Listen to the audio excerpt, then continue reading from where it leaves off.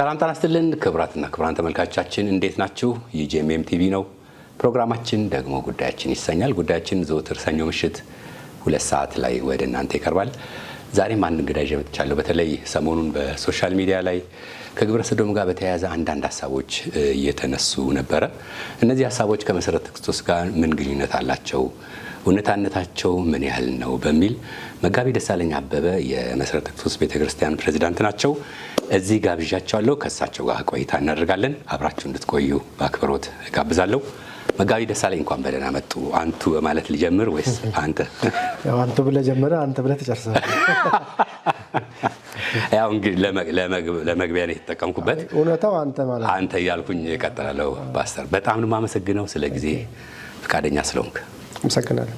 እግዚአብሔር ይባርክልኝ። እስቲ እንግዲህ ቀደም ሲል መግቢያ ላይ ብያለሁ። በተለይ ይሄ የግብረ ሰዶም ጉዳይ ብዙ ሀሳቦች ነበሩ ባለፉት ወራት እንደተከታተልከው እኛም እንደተከታተልነው። ከዛ ፊት ግን እንደው አሜሪካ ሄድክበትን እስቲ ዋና ምክንያት እናንሳ። ውጤታማ ነበር ወይ? ጉዞስ በምን ምክንያት ነበር የሄድከው? ያ እንግዲህ አመሰግናለሁ ስለጋበዛችሁን። እንግዲህ በሌላ በኩል ጉዳዩ በማህበራዊ ሚዲያ ላይ በጣም በስፋት በነበረ ጊዜ ይህንን ኢንተርቪው ቤተክርስቲያንን ጠይቀህ እንደነበር ስለሰማሁ ጉዳዩን ለማጥራት የሄድክበትንም ርቀት ስለሰማሁ ለዚያ ማመስገን ፈልጋለሁ። መጀመሪያ ለጠየቀው ጥያቄ አሜሪካን ሀገር ዛሬ ሳይሆን 4ኛ ወይም 3ኛ ጊዜ ነው ሲሄድ፣ ለተመሳሳይ ዓላማም ለሌላ ስራ ማለት ነው። አሁን ግን የሄድነው በተለይ የመሰረተ ክርስቶስ ሴሚናሪ ቢሾፍቱ ላይ ያለው ላለፉት 30 ዓመታት በአብዛኛው ከሰሜን አሜሪካ በሚመጣ የስኮላርሺፕ ገንዘብ የህንፃ ግንባታ ፈንድሬዚንግ ስለሆነ የፕሮግራም ራን የምናደርገው የምናስተዳድረው በ2014 አካባቢ የስልታዊ እቅድ ስንሰራ ኮሌጁ ራሱን በምን ያህል ጊዜ ውስጥ ራሱን ይችላል የሚል ሀሳብ ተነሳ። ራሳችን ቢያንስ መቻል አለብን። እንግዲህ በእንግሊዝኛ ቋንቋ ለስ ዲፔንደንት መሆን አለብን፣ በዚህ ጊዜ እንደዚህ ሆነን የሚል ነው። ስለዚህ በግቢ ውስጥ 6 ወለል ያለው ህንፃ ገንብተን ለመንፈሳዊ አገልግሎት እና ለገስት ሃውስ አከራይተን ከዛ በምናገኘው ገንዘብ ደግሞ ተማሪዎቻችን ወይም ደግሞ አገልጋዮቻችንን በሚገባ አስተምረን በራሳችን እግር ቆመን መሄድ እንችላለን በሚል ነው ወደዛ ሄድ ነው፣ ለዚህ ዓላማ ማለት ነው። ስለዚህ ይሄንን ስናደርግ አግባብ ባለው መንገድ በቤተ ክርስቲያኒቷ ስርዓት ለሚመለከተው አካል በጀቱ ቀርቦ ጸድቆ እኛም እንደምንሄድ ኢንቪቴሽን ተልኮ ቪዛ አግኝተን ነው ወደዛ ሄድ ነው። እንግዲህ ምናልባትም እንግዲህ ከኛም በፊት ላለፉት 20-25 ዓመታት ከኛ በፊት የነበሩ መሪዎች በእኔ ቦታም የነበሩ በፕሪንሲፓሉም ቦታ የነበሩ ሰዎች በዚሁ መንገድ ነው ሲሄዱ የነበሩ። ለ2 ወራት ለ1 ወር ተኩል በተለያዩ ቦታዎች ግለሰቦች ጋር እየሄዱ ፈንድሬዝ ያደርጉ ነበር። ስለዚህ አዲስ ነገር አልነበረም። ምናልባት የዚህኛው ደግሞ እጅግ በጣም ውጤታማ ጉዞ ነበር፣ ስኬታማ ነበር ማለት ነው የሚቻለው ማለት ነው። ኦኬ። በተለይ ሀሳቡ ምንድነው? ከግብረ ሰዶም ጋር ግንኙነት ካላቸው ቤተ እምነቶች ጋር የመሰረተ ክርስቶስ ቤተክርስቲያን መሪዎች ህብረት አላቸው፣ ኮሚኒኬሽናችን ከዚህ በፊት አቋርጠን ነበር ብለው አሁን ግን በዚህ መንገድ ቀጥለዋል፣ በተለይ መሪዎቹ የሚል ነገር አንስተዋል። እስቲ ይህንን ትንሽ ታነሳልኛለህ? ከዚሁ ጋር በተያያዘ ያንተ አቋም ምን ይመስላል?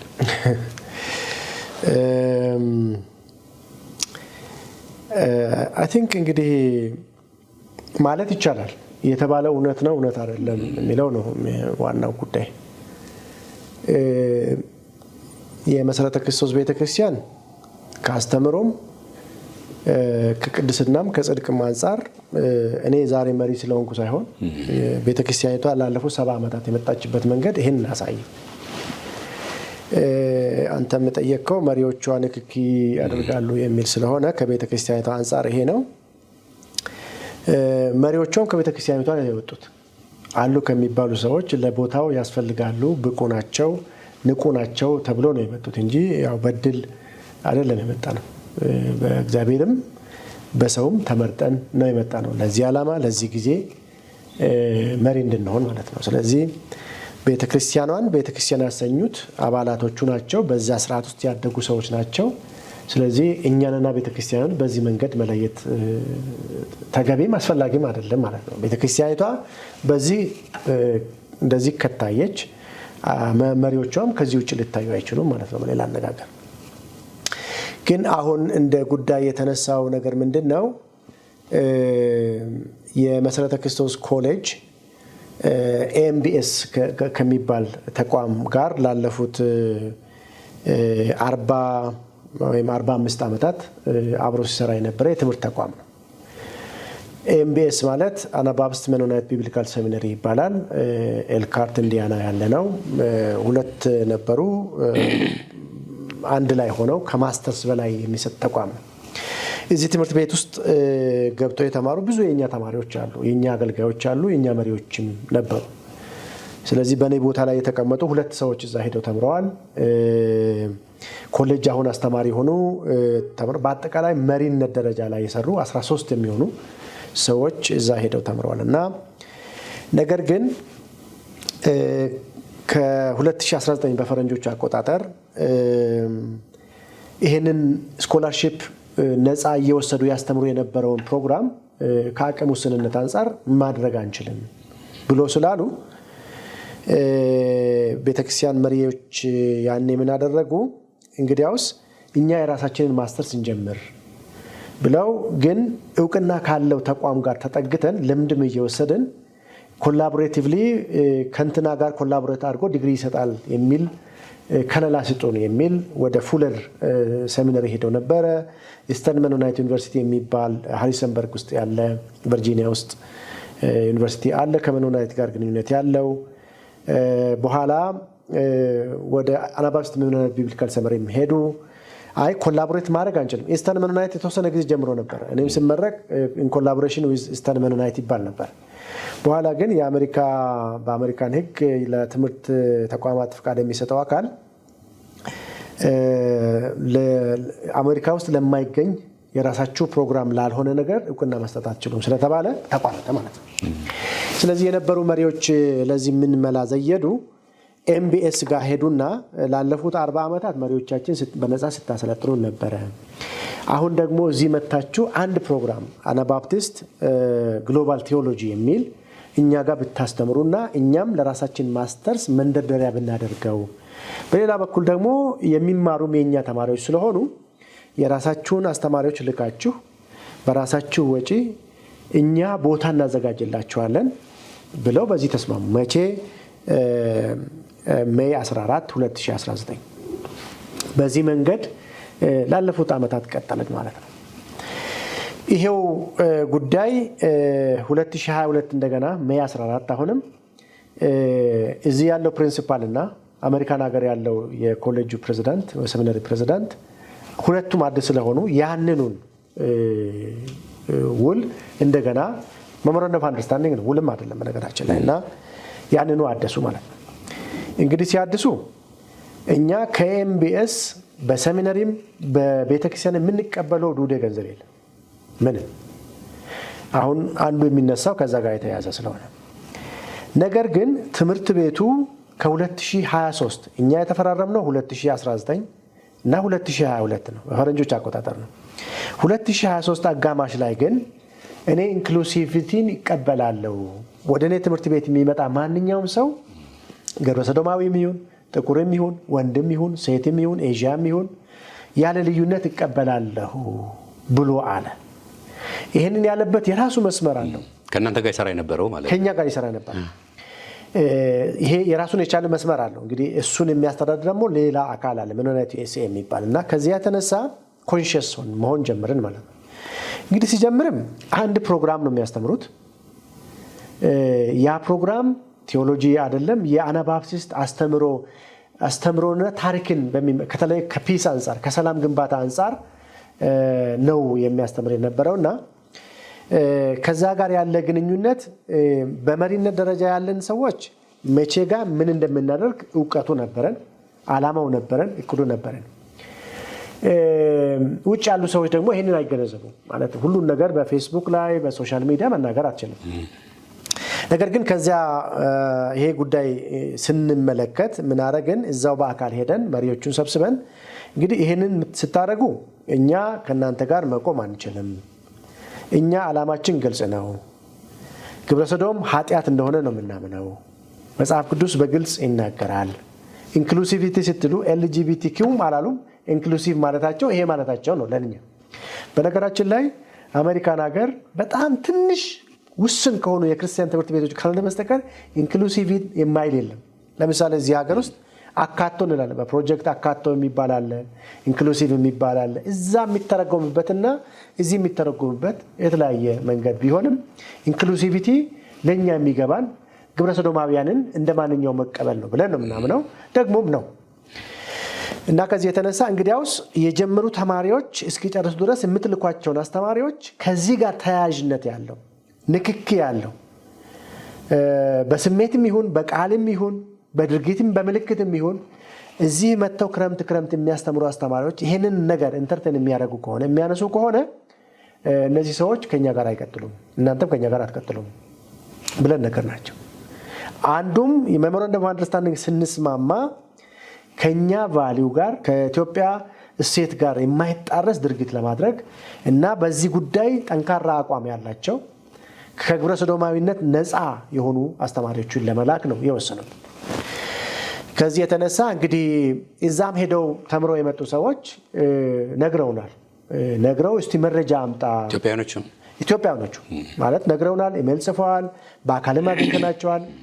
ግን አንዳንድ ችግር የቸገረን ነገር ምንድን ነው? በተለይ ይሄ ሌላ ሚዲያም ላይ ተናግሬ ያለው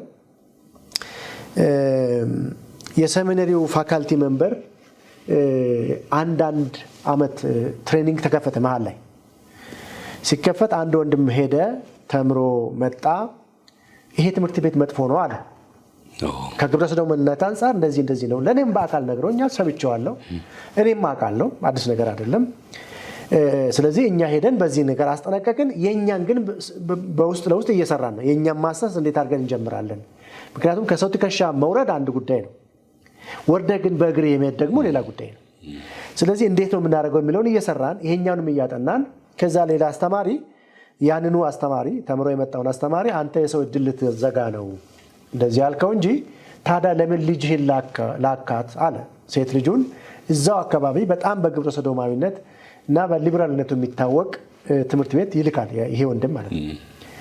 እና ነገሩ ፓራዶክስ ሆነ ማለት አንዲት ወጣት ልጅ ትምህርት ቤት ገብታ ይሄ ግብረ ሰዶማዊ እሳቤ ነው፣ ይሄ ትክክል አይደለም፣ ይሄ ትክክል ነው ብላ መውጣት የምትችል ከሆነ አገልጋይ የሆነው ሰው እሱ ሄዶ ተምሮ ከወጣበት ትምህርት ቤት ሄዶ ተምሮ ቢወጣ ችግሩ ምንድን ነው የነበረው ክርክራቸው መካከላቸው ላይ። ይሄ የሚከራከረው ወንድም እንግዲህ በአንድም በሌላ መንገድ ላክ ነው። እሱም ተምሮ መጣ። እሱ ተምሮ ከጨረሰ በኋላ ነው እንግዲህ ይሄ ጉዳይ እንደ አንዳንድ የቤተ ክርስቲያን ችግር ወይም ኔግሊጀንስ ተደርጎ መወራት የጀመረው ማለት ነው። ስለዚህ ምን አለን? ነሐሴ 9 ላይ ቤተ ክርስቲያን በዚህ ጉዳይ ላይ ግልጽ ነው አቋሟ። የምንቀላቀል የሚደባለቅ የሚቀላቀል ነገር የለውም፣ ይሄ በደንብ በሀቅ መታወቅ አለበት ብለን መግለጫ አወጣን ማለት ነው። ካወጣን በኋላ ቅድም ያነሳው የመሪዎቹ ንክኪ የተባለው እኛ በዚህ መካከል ወደ አሜሪካ ሄድን። አሜሪካ ስንሄድ እንግዲህ ትልብበል 2014 ጀምረን የማስተርሳችን ስንሰራ ነበር። አሁን ሂዳር ላይ 100 ተማሪ አስመረቅን። 100 ተማሪ በማስተርስ ደረጃ በአፋን ኦሮሞ በአማርኛና በእንግሊዝኛ አስመረቅን። የቢሾፍቱ ማለት ነው። ስለዚህ የኤምቢኤስ ጉዳይ ሲጀምርም ዘላቂና ቋሚ አልነበረም፣ ስናቆምም ድንገት አልነበረም። ገብቷል አባባሌ? ስለዚህ ይሄንን ነገር ግን በሂደት አግባብ ባለው የአስተዳደር ስርዓት ነው የምታደርገው እንጂ አቁም ያለው በቃ ብለህ ድንገት የምታደርገው ጉዳይ አይደለም። ስለዚህ ምን አለን እኛ ጀምረናል ማስተርሳችን እያስተማርን ነው የነሱን ፓራሌል እየሄደ ነው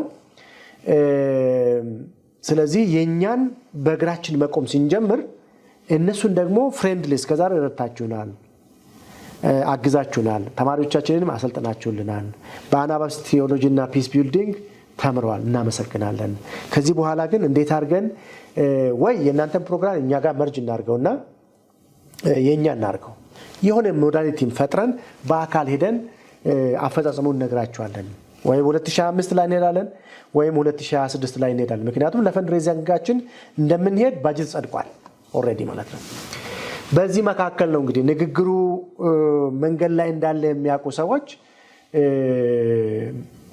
ያጦዙት ማለት ነው ይሄ አንድ ነው ሁለተኛ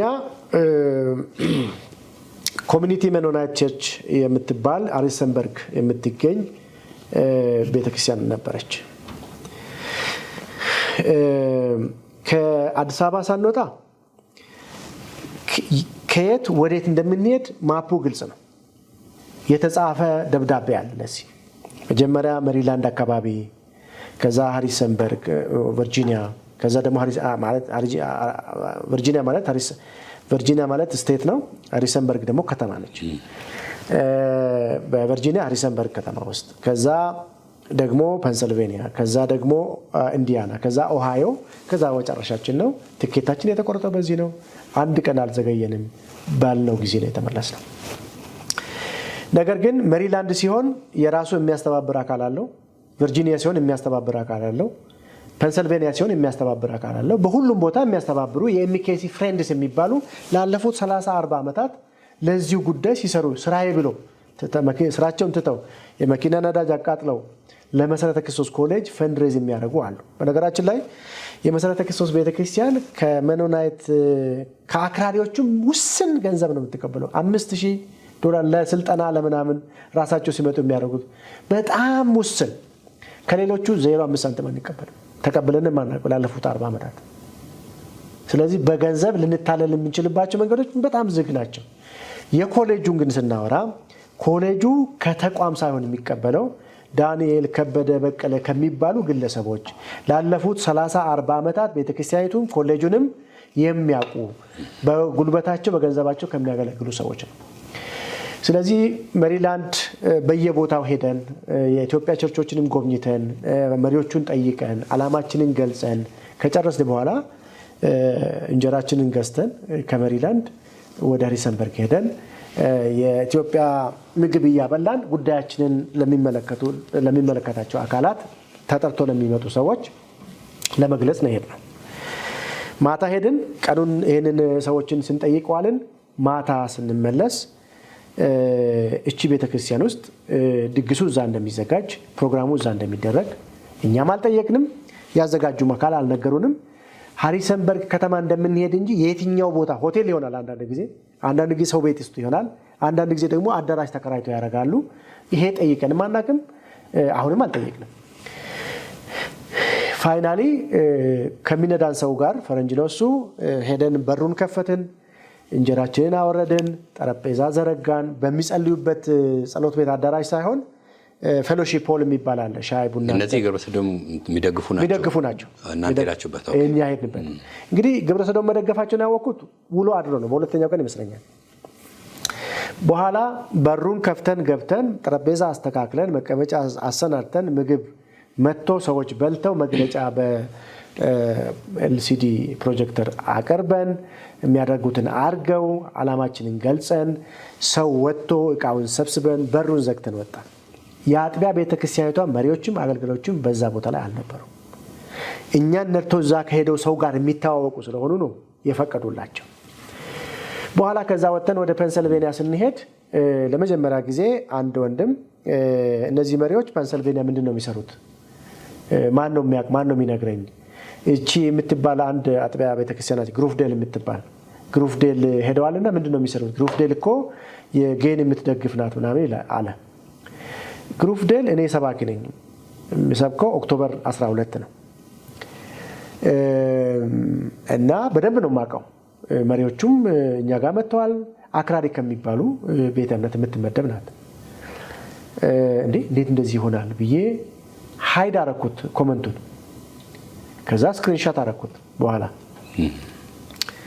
እና በኋላ እሱ ጠፋ ሰውየውም ደሊት አረጋው ኮመንቱ ልክ ስላልነበረ ማለት ነው አክራሪ ናት እንጂ የኤልጂቢቲኪውን የምትደግፍ አልነበረችም ግን በኋላ ሰርች ሲያረጉ እቺ ኮሚኒቲ መኖናቸች የተባለችው ኢንክሉሲቭ ነን ይላል ዌልካሚንግ ነን ኢንክሉሲቭ አይደለም ዌልካሚንግ ነን ይላል እና በኋላ እኔም አየሁ በነገራችን ላይ ይሄ ወጣበት ምክንያት አንዳንዱ አሁን በጣም በትልቅ ጸሎት እና በትልቅ ምርመራ የወጣ አድርጎ እነሱናገሩ ሰምቻለሁ በዚያ በቀኑ ማታ ሳይሆን ቀኑን አንድ ሰውዬ ጋር ሄጄ ናና እራት ብላ እና ደግሞ ስለ ህንጻ የምንናገረውም ነገር ስላለ በዛውም ስማ ፈንድሬዝ ለማድረግ ነው የመጣ ነው አልኩት አይ እኔ አልመጣም ነገር ግን የኛ ፓርትነሮች የሚመጡ ከሆነ እነግርልሃለሁ እኔ ፕሮግራም ስላለኝ አለኝ ከዛ እሱ ፌስቡክ ላይ ፖስት አደረገ እኔም ሼር አደረኩት ሌሎች ሰዎችም ሼር አደረጉ እኛ ሼር ያደረግነውን እንደ ምስጢር አድርጎ ማውራት ነው ይሄንን ጉዳይ እንደ ትልቅ ነገር ያደረገው ማለት ነው ስለዚህ ለምንድን ነው እንደዚህ ያደረጋችሁት ብዬ የሚመለከታቸውን ሰዎች ጠየቁ አንደኛ አዳራሽ ብቻ ነው እኛ ያስፈቀድ ነው ከሰዎቹ ጋር በአስተምሮ አንገናኝም በአመለካከት አንገናኝም እኛ ኮትተን ነው የወጣ ነው እነሱን ስለዚህ አዳራሽ መጠቀም ያን ያክል የወሰዷቸው ሰዎች ይሄን ምን ላይ ሰጧቸው ማለት ነው የሚመለከተው ቦርድ አለ በነገራችን ላይ ቦርድ አለ ቦርዱ የት እንደምንሄድ አሳውቁናል ቦርዱ ፕሬዝዳንት በየሄድንበት ቦታ ግን የሚያዘጋጁት የት ቦታ እንደሆነ ግን ግልጽ እኛም አላወቅንም አልጠየቅናቸውም ፕሬዝዳንቱ ግን ያውቅ ስለነበረ በዚህ ልክ ነው ያየሁት እኔ አዳራሽ ስለሆነ ቁስ ስለሆነ ያስተምሩ ገንዘብ ካልጠየቃቸው አጥቢያዋ ደግሞ አገልግሉን ካላለች አብራችሁ ለመስራት ሌላ ስምምነት ካላደረግን አዳራሹን መጠቀም ቅርብም ስለሆነ ለሰዎች አበለብልም ስለሆነ በዚህ ምክንያት ነው ያደረኩት አይ ባይሆን ጥሩ ነበር ምክንያቱም እዛ ያለን እነዚህ ግብረ ሰዶማዊነትን የሚደግፉ አካላት ጠይቀውን ለማገልገል ሁለት አጥቢያዎችን አስታውሳለሁ እምቢ ያልናቸው ማለት ነው 2023 2024 ሄጃለሁ ኮንፈረንሳቸው ላይ ሊገኝ ጉባኤያቸው ሊገኝ ፕሬዘንቴሽን ላቀርብ እንደውም ኃጢአተኞች ናችሁ ንስሐ ግቡ ለማለት እድል የሚሰጠኝን እንኳን አይ አልገኝም ምክንያቱም ሚዲያ ላይ ይወጣል ሁለተኛ ግልቲ ባይ አሶሲዬሽን ስለሆነ እኔ አሁን ኃጢአተኛ ናችሁ ብዬ መናገርን ማን ነው አንደርስታንድ የሚያደርገኝ ስለዚህ በዚህ መንገድ አልገኝም ብዬ ትቻለሁ በዚያም ጊዜ ማለት ነው አሁንም አናገለግልም ብለን ተተናል ይሄንን ብናቅ ኖሮ ምንም እንኳን አዳራሹን መጠቀም ኃጢአት ነው ኃጢአት አይደለም የሚለው ሌላ ንግግር ሆኖ አንገኝም ነበር እውነት ለመናገር ስለዚህ ንክክ የተባለው እሱ ነው ከዛ ውጪ እንትና መስክሮባቸዋል ምን ይመሰክራል እኛ አለ እኮ በቃ ይሄንን አልካድንም እኮ እዛ መገኘት ብናቅ ኖሮ አንገኝም ነበር እዛ መገኘት በራሱ ኃጢአት ነው ኃጢአት አይደለም በሌላ መንገድ በሌላ እንኳን መነጋገር ይቻላል ነገር ግን እዚህ የተገኘነው ድንገት ነው እዚህ ብቻ ሳይሆን ሆቴል አድረን እናውቃለን እነሱም ያሉበት መኪና ተሳፍረን እናውቃለን እነሱም ያሉበት አውሮፕላን ተሳፍረን እናውቃለን እሱም ያለበት አግሪመንት እስካላደረ ሐሳባቸውን እስካልገዛው ድረስ ለአገልግሎት የሚሆን ገንዘብ እስካልጠየቅኳቸው ድረስ እነሱን ገንዘብ እስካልወሰድኩ ድረስ አዳራሽ መጠቀም ምንም ይሄን ሁሉ ክርክር ታዲያ ምን አስነሳው እያልኩ ያሰብኩ ነው ድረስ የደረሰው እሱን መናገር አልፈልግም ለጊዜው ጉዳዩ ግን ይሄ ቢሆን ኖሮ ይሄ ነው ጉዳዩ ይሄን እንዴት ጉዳይ ታረጋዋለህ ማለት መከራከር እኮ ይቻላል አሁን በዚህ ሰበብ እኮ እኛን የተጎዳ ነው እኔን ጭምር እኮ ነው የተጎዳ የስሜት ጉዳት የቤተሰብ ጉዳት ሌላ ጉዳት እኮ ባልተፈለገ መንገድ ለጥጠ ይሄንን ነገር እንደዚህ ስታረግ የተጎዳሁት እኮ ነኝ ማለት ያላደረኩትን ያልሆንኩትን ያላሰብኩትን ያንተን አቋም ንገረኝ ብለህ ነበር በዚህ አጋጣሚ ማለት እኔ እኮ ደጋግሜ ተናግሬ አውቃለሁ ይሄንን ምንም ሳይሆን አደመልካም ሳሊል በፊት ቤተክርስቲያን መግለጫ ነሐሴ 9 ሲወጣ እሱን ሼር አድርጌ በራሴ ፌስቡክ ገጽ ላይ ግብረ ሰዶማዊነትን አለመቃወም ከመንፈሳዊነት ሳይሆን ከኢትዮጵያዊነት መውረድ ነው በመቃወም ሰበብ ግን ማስታወቂያ አልሰራም ነው ያልኩት አሁንም አቋሜ ይሄ ነው እኔ የተጠራሁት የእግዚአብሔርን ጽድቅ ለሰዎች ለመናገር ነው ጽድቁን ያወቀ ሰው እውነትን ያወቀ ሰው ቅድስናን ለቅድስና በቅድስና ለመኖር የወሰነ ሰው ይሄ ቆሻሻ ነው ይሄ እንትን ነው ብዬ ማስተማር የለብኝ በዚህ ነው ማምነው በሌላ በኩል ግን እኛ ከአሜሪካ ጉዞ በኋላ ለአባሎቻችን በሚገባቸው ቋንቋ ስለ እኛም ስለ ቤተክርስቲያን አቋም ግልጽ አድርገናል። እኔ በሌላ ሚዲያ የተናገርኩት አሁን ግብረ ሰዶማዊነትን አደገኛ የሚያደርገው ምንድን ነው ካልክ፣ አንደኛ ትልቁ የምናምነውን መጽሐፍ ቅዱስን ከመካድ ነው የሚጀምረው። መጽሐፍ ቅዱስን እውነት ካድክ ደግሞ የምታደርገው ነገር ሁሉ ድንበር የለው መለኪያ የለው ማለት ነው። ለምንድን ነው የካደው? እነዚህ ግብረ ሰዶማዊነት የሚለማመዱ ሰዎችን እንደ አባል እንቀበላለን የሚሉ ሰዎች ግብረ ሰዶማዊነት ኃጢአት አይደለም ማለታቸው ነው ማለት ነው። ውሸትስ እንዴት ኃጢአት ይሆናል? ማመንዘርስ እንዴት ኃጢአት ትለዋል? መስረቅስ እንዴት ኃጢአት ትለዋል? ጌታ የሞተው ለኃጢአት አይደለም ወደሚል ነው የሚመጣ ማለት ነው። ስለዚህ ድንበሩን ከናድከው በኋላ ድንበር እዚህ ጋር ነበረ ብትል አይሰራም ማለት ነው። ስለዚህ እንደ አባል አድርጎ መቀበልን ሳይሆን መጽሐፍ ቅዱስ የሚያስተምረን ኃጢአተኞችን ወንጌል ሰብከህ ከኃጢአት ሰፈር ወደ ጽድቅ፣ ከሞት ወደ ሕይወት፣ ከጨለማ ወደ ብርሃን እንዲመጡ ነው የሚያደርገው እንጂ የፈለግከውን ነገር አድርግና ና ካልከው ክርስትና ትርጉሙ ምንድን ነው? ስለዚህ ለእኛ በኢትዮጵያ ውስጥ ላደግን፣ በተለይ አፍሪካ እሴት ውስጥ ላደግን ግብረ ሰዶማዊነት ቆሻሻ ነው፣ ኃጢአት ነው ማለት ስጋህም እኮ የሚፈልገውና የማይፈልገው ነገር አለ አይደለ? ለእኛ ግን እኔ ማንም ሰው በዚህ ይፈተናል። ወንድ በሴት ሊፈተን ይችላል፣ ሴት በወንድ ልትፈተን ትችላለች። በዚህ ጉዳይ ግን ጅኒ ካልሆነ በስተቀር ሰይጣን ካልሆነ በስተቀር ለመፈተንም ራሱ ቅርብ አይደለም ለእኛ ለኢትዮጵያውያን ማለት ነው። ችግሩ ግን የለም ማለት አይደለም። ምክንያቱም ጅኒ አሜሪካም አለ፣ እንግሊዝኛ ይናገራል፣ እዚህም አለ፣ እኛ የምንናገረውን ቋንቋ ባህላችንም ያውቃል። ስለዚህ እኔ ማንኛውም ኢትዮጵያ እኔ 33 ዓመት ሙሉ ጊዜ ሰጥቼ አገልግያለሁ። ተሳስቼ አውቃለሁ፣ አሳስቼ አውቃለሁ። በዚህ ሁሉ ግን የተማርኳቸው ያካበትኳቸው ልምዶች አሉ። የተውኩት ስለማይጣፍጥ አይደለም፣ ስጋዬ ስለማይፈልገው አይደለም፣ ስሜት ስለማይፈልገው አልፈልግም፣ ክርስትና ውሳኔ ነው ብዬ ነው የተውኳቸው። እኔ ጌታን ስቀበል የመጀመሪያ ከቤቴ ውጣ ያለችኝ እናቴ ናት። ለዓይኗ የማታምነኝ እናቴ አቋሜን ስለቀየርኩ ከሷ ዞን ወደ ሌላ ዞን ስለገባው የበራልኝ ብርሃን የእነሱን ኃጢአትና በደል ስለገለጠ ከኔ ራቅልኝ ያለችኝ እናቴ ናት። እናቴን ትቼ ጫካ የገባሁት፣ እናቴን ትቼ የተራብኩት የገባኝ እውነት ስላለ ነው። ስለዚህ ምን ምክንያት ኖሮ ነው ዛሬ ሀሳብን የምቀይረው?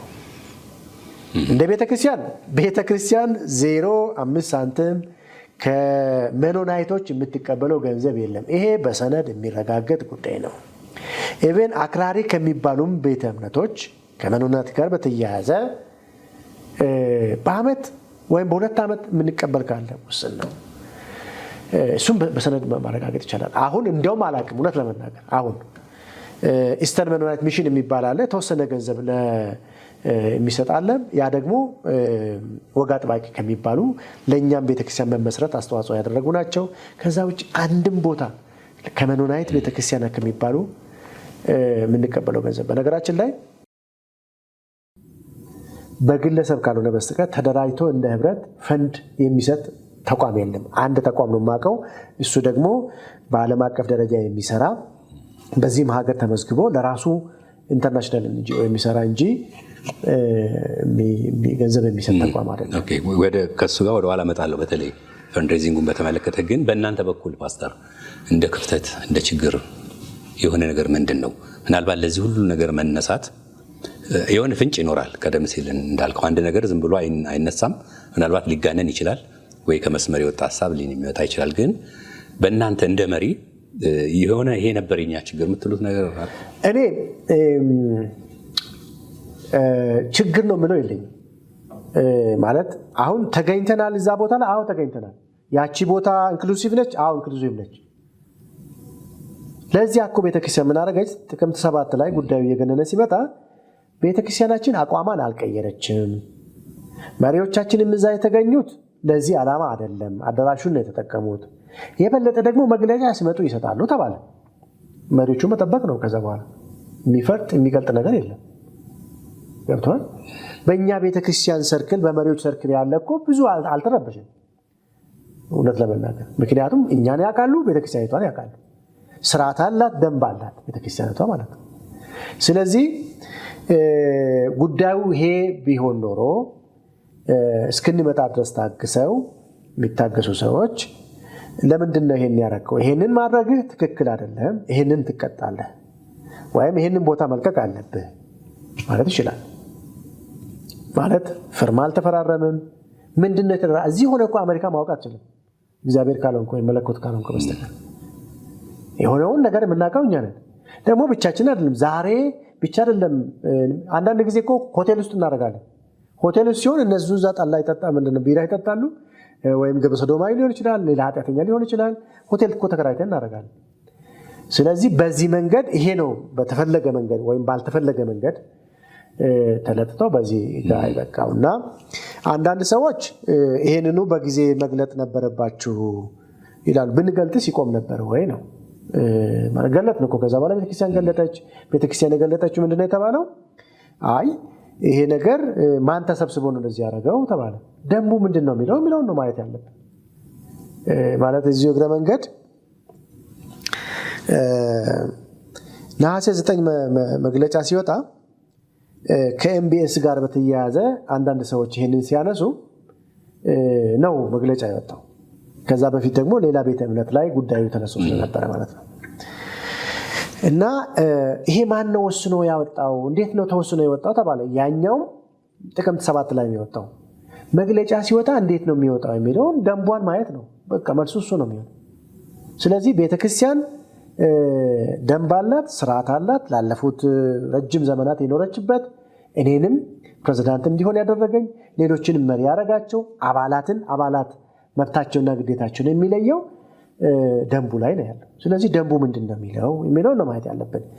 አሁን ህዳር 13 ላይ መጨረሻ መግለጫ ቤተክርስቲያን ስታወጣ የነሐሴ 9ኙንም የጥቅምት 7ቱም ልክ ነው አቋማችን አልቀየርንም ብላ ስትል በዚህ ሂደት የጠፋ ጥፋት የለም ማለት ነው።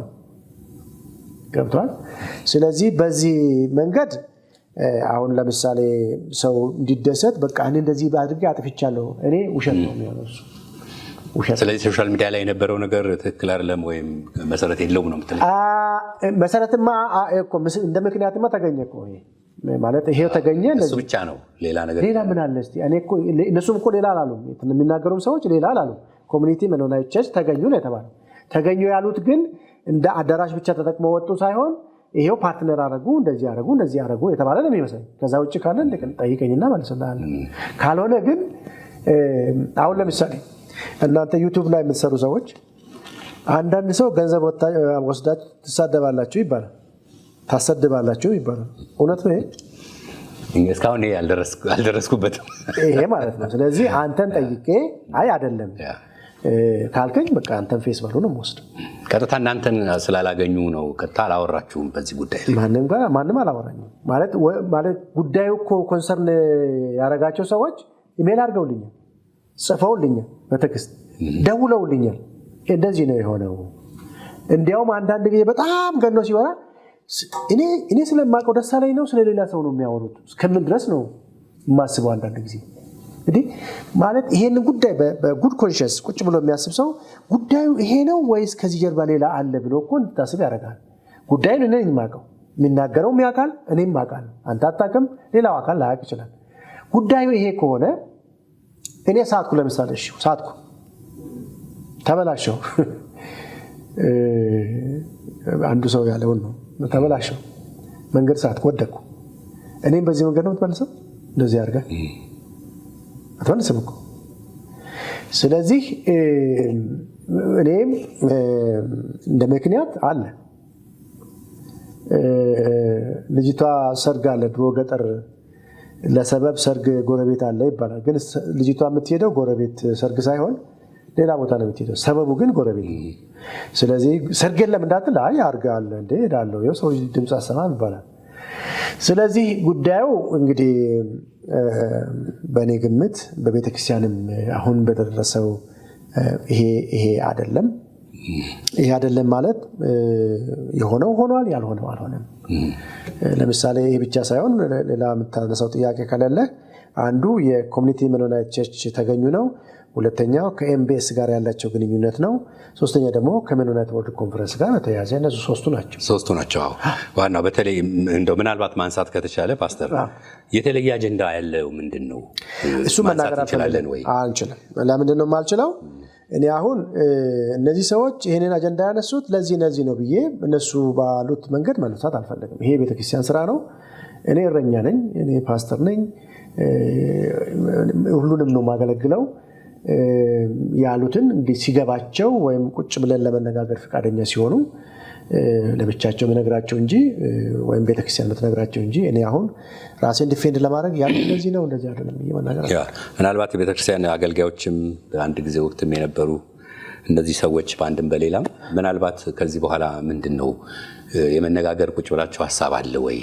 ይሄን ጉዳይ የማንሳት ጉዳይ አለ ወይ? ምናልባት የተለየ አጀንዳም ካለ ይሄን ነገር የመቅረፍ ነገር በእናንተ በኩል አለ ወይ? ፈቃደኛ ትሆናላችሁ? ይሄን ነገር መምጣትስ የለበትም ወይ ተላለፋስ? ያ ይሄም በራሱ መንገድ ሄዷል እስከ ጥግ ድረስ። በእኔም በግል በቤተክርስቲያንም እስከ ጥግ ድረስ ሄዷል። ምንድነው የሄደው? እንዴት ነው የሄደው? እሱ መናገር አልፈልግም ለጊዜው። የቤተክርስቲያን ጉዳይ ነው፣ የግለሰቦች ጉዳይ ነው። እንትናንትን ነው ማለት ስለማልፈልግ ነው። በእኔ በኩል ግን እኔ ዛሬ ሳይሆን ከአሜሪካ ሲመጣ የመጀመሪያ ማድረግ ብዬ የወሰንኩት በቤተክርስቲያን አባላትም ከቤተክርስቲያን ውጭም ካሉ ሰዎች ጋር ቁጭ ብዬ ለመነጋገር ነው። ጉዳዩ ሲሄድ ግን ከቤተክርስቲያን መሪዎች ጋርም ስንነጋገር ጉዳዩ ፈር የለቀቀ ነው፣ መስመር የለቀቀ ነው። ከዛም ደግሞ የተሞከሩ በጣም ረጅም ሊያስጨርስ ሙከራዎች ነበሩ። የደረሰበት እንግዲህ ቤተክርስቲያን የምታሳውቀው ይሆናል ማለት ነው። በጣም አመሰግናለሁ ፓስተር። በተለይ በ2028 ትንሽ አንስተዋል። ሜኖናይት ወርልድ ኮንፈረንስ አሴምብሊ አንድ ላይ በኢትዮጵያ ውስጥ እንዲከበር በ2015 መሰለኝ ወስናችሁ ነበር እዚህ ኢትዮጵያ ውስጥ እንዲደረግ። አሁን ደግሞ ተሰርዘዋል የሚል መግለጫ ደግሞ ወጣችኋል። በመጀመሪያ በምን ምክንያት ተስማማችሁ? አሁንስ ለምንድን ነው ሊሰረዝ የታሰበው? በጣም ጥሩ ጥያቄ ነው። ይሄም የራሱ አካሄድ አለው። እንግዲህ የታሪኩ ሰፊ ስለሆነ ነው ለቤተክርስቲያን አባላት በደንብ አስረድቻለሁ። ይሄንን ሜኖናይት የሚባለው የእምነት እንቅስቃሴ የተጀመረው ወይም አናባፕቲስት የሚባለው የተጀመረው 1525 የዛሬ 500 ዓመት ነው። ከዛ ሲወርድ ሲዋረድ መጣና እነዚህ እንግዲህ ከካቶሊክ መጀመሪያ ሉተር፣ ከዛ ደግሞ እነዚህ አናባፕቲስቶች ናቸው የወጡት። እነዚህ አናባፕቲስቶች እና በሉተር መካከል ያለው ሉተር ልጆችን እንደተጠመቁ በካቶሊክ እንደተጠመቁ አባል አድርገን ሊቀበላቸው ሲል አይሆንም፣ ሰው አዋቂ ሆነው ጌታን በራሱ ተቀብሎ በደንብ ገብቶት ንስሐ ገብቶ እንጂ በልጅነቱ አይሆንም የሚል ነው። እነዚህ ደግሞ በነ ሉተር ምን ተባሉ? ወግ አጥባቂ፣ ዳግም አጥማቂ ተባሉ። ከዛ ከሉተርም ከካቶሊክም ወጥተው በራሳቸው እርስ በርስ ተጠማምቀው ትልቅ ሆነው 5 ነው 6 ሆነው ስዊዘርላንድ ውስጥ ተጀመረ በዛ ማለት ነው። ነገር ግን ወግ አጥባቂነታቸው በጣም እየሰፋ ሲሄድ በተለይ ማቴዎስ 5 6 እና 7ን በህይወት መተርጎም አለብን ብለው ቃሉን በህይወታችን መኖር አለብን ብለው የክርስቶስ ኢየሱስን ዱካ ተከትለው ኢየሱስ ተመሳሳይ ወይም ምሳሌ መከተል አለብን ብለው የሚሉ ሰዎች ናቸው። ከዚህ የተነሳ ስደት በዛባቸው። ስደት ሲበዛባቸው 17ኛ ሴንቸሪ 18ኛ ሴንቸሪ ላይ ወደ አሜሪካ ፈለሱ ማለት ነው። ከላይ ከራሽያም ከዩክሬንም ከስዊዘርላንድም ከጀርመንም ከኔዘርላንድም ወደ አሜሪካ ተበትነው ሲኖሩ ወደ ቺካጎ አካባቢ ሚድዌስት ኢስት ዌስት አካባቢ ኢስት ኮስት አካባቢ እና በዛ አካባቢ ሰፈሩ እና ምን ተባሉ? አንደኞቹ ሜኖናይት ቸርች ተባሉ፣ ኮንፈረንስ ትልቅ የጋራ አምብሬላ። ሌሎቹ ደግሞ ሜኖናይት ጀነራል ኮንፈረንስ ተባለ።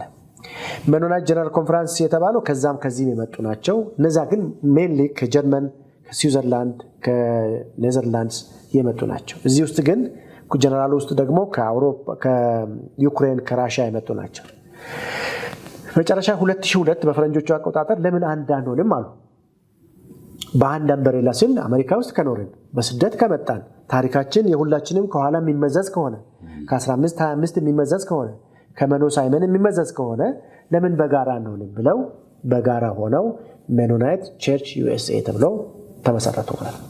መቼ 2002 አካባቢ ሲመሰረቱ ግን ወግ አጥባቂ ከመሆናቸው ጋር ተያይዞ አንዳንድ የሚቀላቀሉ አንድ የሚሆዱ የሚዋሃዱ ቸርቾች አንዳንዶቹ ወደ ሊበራል እየተጠጉ ስለሆነ ከነዚህ ጋር መቀላቀል ዓላማችንን እሴቶቻችን ያሰተናል የሚሉ መቀላቀልን ፍቃደኛ አልሆኑ። ስለዚህ ተለይተው ቀሩ።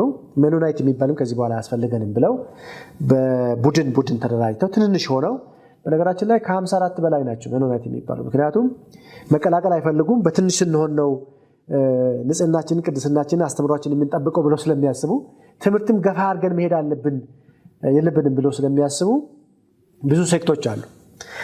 ለማንኛውም እነዚህ አብረው ይሄዱ ይቆዩና 2011 12 13 14 አካባቢ ይሄ የፈሩት ነገር በውስጣቸው መከሰት ተጀመረ። እንደዚህ ብናረግስ ድሮ ሴቶች መሐረብ ማድረግ አለባቸው፣ ጸጉራቸው መሸፈን አለባቸው፣ አለባበስም እንደዚህ አይነት አለባበስ ይሄ የሚያብለጨልጭ ነገር ይሁን የሚያስብል ነገር በቤታቸውም በመኪናቸውም በዚያ ልክ ነው። እንደዛ አንዳንድ ሰዎች መሆን ሲጀምሩ ይሄኛ ከኛ ባህል ጋር ይጋጫል የሚሉ መነሳት ጀመሩ። ወደ 2015 ደግሞ ይሄ ግብረ ሰዶማዊ ጉዳይም ኢሹ ሆኖ ተነሳ ማለት ነው። ውስጥ ለውስጥ ነው እንግዲህ ማንሳት። ግብረ ሰዶማዊን አባል እናርግ አናርግ የሚለው አይነሳም፣ ጸያፍ ነው። ግን ውስጥ ለውስጥ ተሸፍኖ መምጣት ጀመረ። ሲጀምር አንዳንዶቹ ይሄ ጉዳይ ተቃውመን የምንችለው ስላልሆነ እንዲያውም መምጣታችን ጥሩ አይደለም ብለው ዊዝድሮ አደረጉ ማለት ነው። ወጡት። የመጀመሪያዎቹ ላንካስተር ሜኖናይት ኮንፈረንስ የሚባሉ ለመሰረተ ክርስቶስ ቤተክርስቲያን መመስረት 1943 ሚሽነሪ የላከች ኮንፈረንስ ወጣች። ወደ 30-20 አጥቢያ ቤተክርስቲያን ይዛ ወጣች። አሁን ግን 320 አጥቢያ ቤተክርስቲያን አላት። ከዛ ደግሞ ኢቫና የሚባል ወጣ። ሮዝደል የሚባል አክራሪ አለ ሌላ። ከዛ ደግሞ አሁን እኛ ከሄድን በኋላ ደግሞ ሞዛይክ የሚባል ትልቁን የገንዘብ አቅምና የአጥቢያ አቅም ይዞ የወጣ አንድ ሞዛይክ የሚባል አለ። በኋላ ምን ተደረገ? 2000 እንግዲህ እነሱ ወጡ። 2022 ሜይ 29 ላይ ይሄው ተቋም እኔ ግብረ ሰዶማዊነትን በአደባባይ ተቀብያለሁ አለ ማለት ነው። እንደ አባል ይቀበላሉ ብሎ ወሰነ ማለት ነው። ሜኖናይት ወርልድ ኮንፈረንስ ኢንዶኔዥያ ይደረግ ነበር ጁላይ ውስጥ በዛው ዓመት። እነዚህ ሜይ ውስጥ የተናገሩት እኛ አልሰማንም አላየንም። እዛ ሆነን አንድ ሰው የቤተክርስቲያናችን መሪ የነበረ ሰው ሊንክ ይልክልኛል። ሜኖናይት ዩኤስኤ እንደዚህ ወሰነ።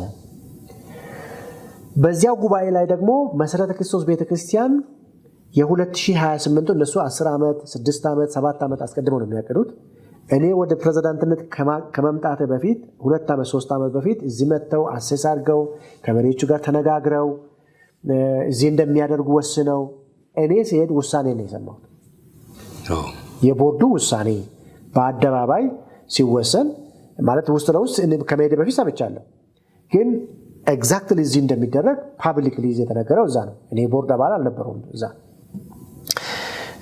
አሁን እኔ ከመምጣት በፊት ንግግር እንደነበራቸውም የሰማሁት ከኔ በፊት ከነበሩ መሪዎች ነው። ምክንያቱም በዛ ውስጥ ዲቴል አልገባች አላቅም ስለሰማላቀ ያኔ ማለት ነው። በኋላ እንደማንኛውም ይሄ የሜኖናይት ዩኤስኤ ጉዳይ እንደ አንድ ኮንሰርን ይዤ ጉዳዩን ግን ይዘን መጣን አብሮኝ ከነበሩ መሪዎች ጋር። ከዛ ለስራ አስፈጻሚ ያቀረብን፣ ጉዳዩን ተቀበልን። ዓለም አቀፍ ስብሰባ ነው፣ እንደ ድል ቆጥረን እናደርጋለን አለን። ከዛ ለማዕመጉ ለሚባል ወይም ለእኛ ቦርድ አቀረብን። ቦርዱም በቃለ ጉባኤ ይዞ ወሰነ። ከዛ ደግሞ 2015 መጨረሻ የ2005 ጠቅላላ ጉባኤ መስከረም ላይ በሆነው ጠቅላላ ጉባኤ በቃለ ጉባኤ እንደገና ምን አደረግን?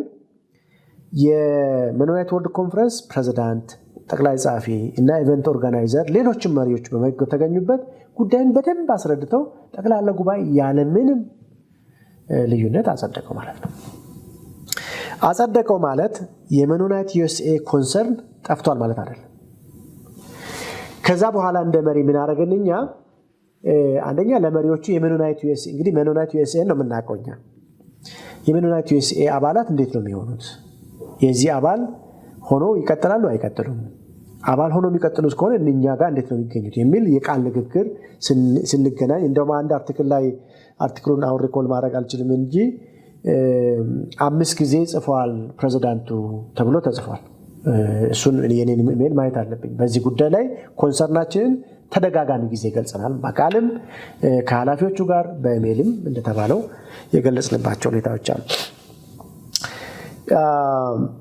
ይሄንን በአንድ በኩል፣ በሌላ በኩል ደግሞ ይሄ ጉዳይ እኛ አስተናገድንም አላስተናገድንም ዓለም አቀፍ አህጉራዊ ችግር ስለሆነ ማንም በመዋቅር ሳንገናኝ በኢስት አፍሪካ የሚገኙትን ከኡጋንዳ፣ ሩዋንዳ፣ ኬንያ፣ ሩዋንዳ ምናምን እዚህ አካባቢ ያሉት ሜኖናይቶች በራሳችን ወጪ ፕሮጀክት ሰርተን ገንዘብ ፈልገን እዚህ አንተን በሁለት ጉዳዮች ላይ ተነጋገርን። አንደኛው ስለ ግብረ ሰዶማዊነት እንዴት ነው የምታስቡት እናንተ? ምንድነው ያሰባችሁ ያላችሁት? አቋማችሁ ምንድነው? እንግዲህ በሜኖናይት ዓለም አቀፍ ስብሰባ ላይ እንገናኛለን። እኛ ግን አፍሪካዊ ነን፣ ባህላችንም እሴታችንም ይለያያል። ፈጽሞ ከእናንተ አቋም የተለየ አቋም የለንም ማለት። ሁለተኛው ወንጌል እንዴት አድርገን ነው በጋራ የምንሰራ? ኬንያ ድንበር እንጋራለን፣ በሌሎችም ጋር ድንበር የምንጋራቸው ነገሮች ስላሉ እናንተ ተማሪዎቻችሁን የእኛ ኮሌጅ ላኩና አሰልጥኑ፣ እኛ ደግሞ በወንጌል የምንረዳችሁ ነገር ካለ ከእናንተ ጋር እንሰራለን። ተፈራርመን በቃለ ጉባኤ ያለ ተለያየን ማለት ነው። ይሄ ብቻ አይደለም። ለሌላ ጉዳይ ላቲን አሜሪካ ሆንዱራስ የሚባል ስብሰባ ስንገናኝ ሌላ ስብሰባ ከሜኖናይት ጋር ተያያዘ ሳይሆን የሌላ ስብሰባ ሄደን ከኢንድ የመጡ ከሳውዝ አሜሪካ፣ ከላቲን አሜሪካ፣ ፓሲፊክ አካባቢ የመጡ መሪዎችን ለዚህ ጉዳይ ሰብስበን እንግዲህ እኛ ሆስት እናደርጋለን 2028 እናንተ ምንድን ነው የምታስቡት? እንግዲህ ግልጽ ስለሆነ ይሄ ማለት ነው ብለን አላቸው። አይ እኛ ከዚህ የተለየ አቋም የለንም፣ እንዲያውም የሜኖናይት ዩኤስኤ እና አንዳንድ ስማቸው ያልተጠቀሱ አጥቢያዎችም እንዳሉ አውሮፓ ውስጥም ካናዳ ውስጥም ፍንጭ መውጣት ጀመረ ማለት ነው። በኋላ ይሄ ጉዳይ ከዛ ከሰማን በኋላ እኛም ጠየቅን፣ አውሮፓ እንዴት ነው፣ ካናዳ እንዴት ነው የሚል። ስለዚህ ምን ተባልን? ባለፈው አመት ይመስለኛል ምን ተባልን? ካናዳ ውስጥ በህብረት ደረጃ አልወሰኑም።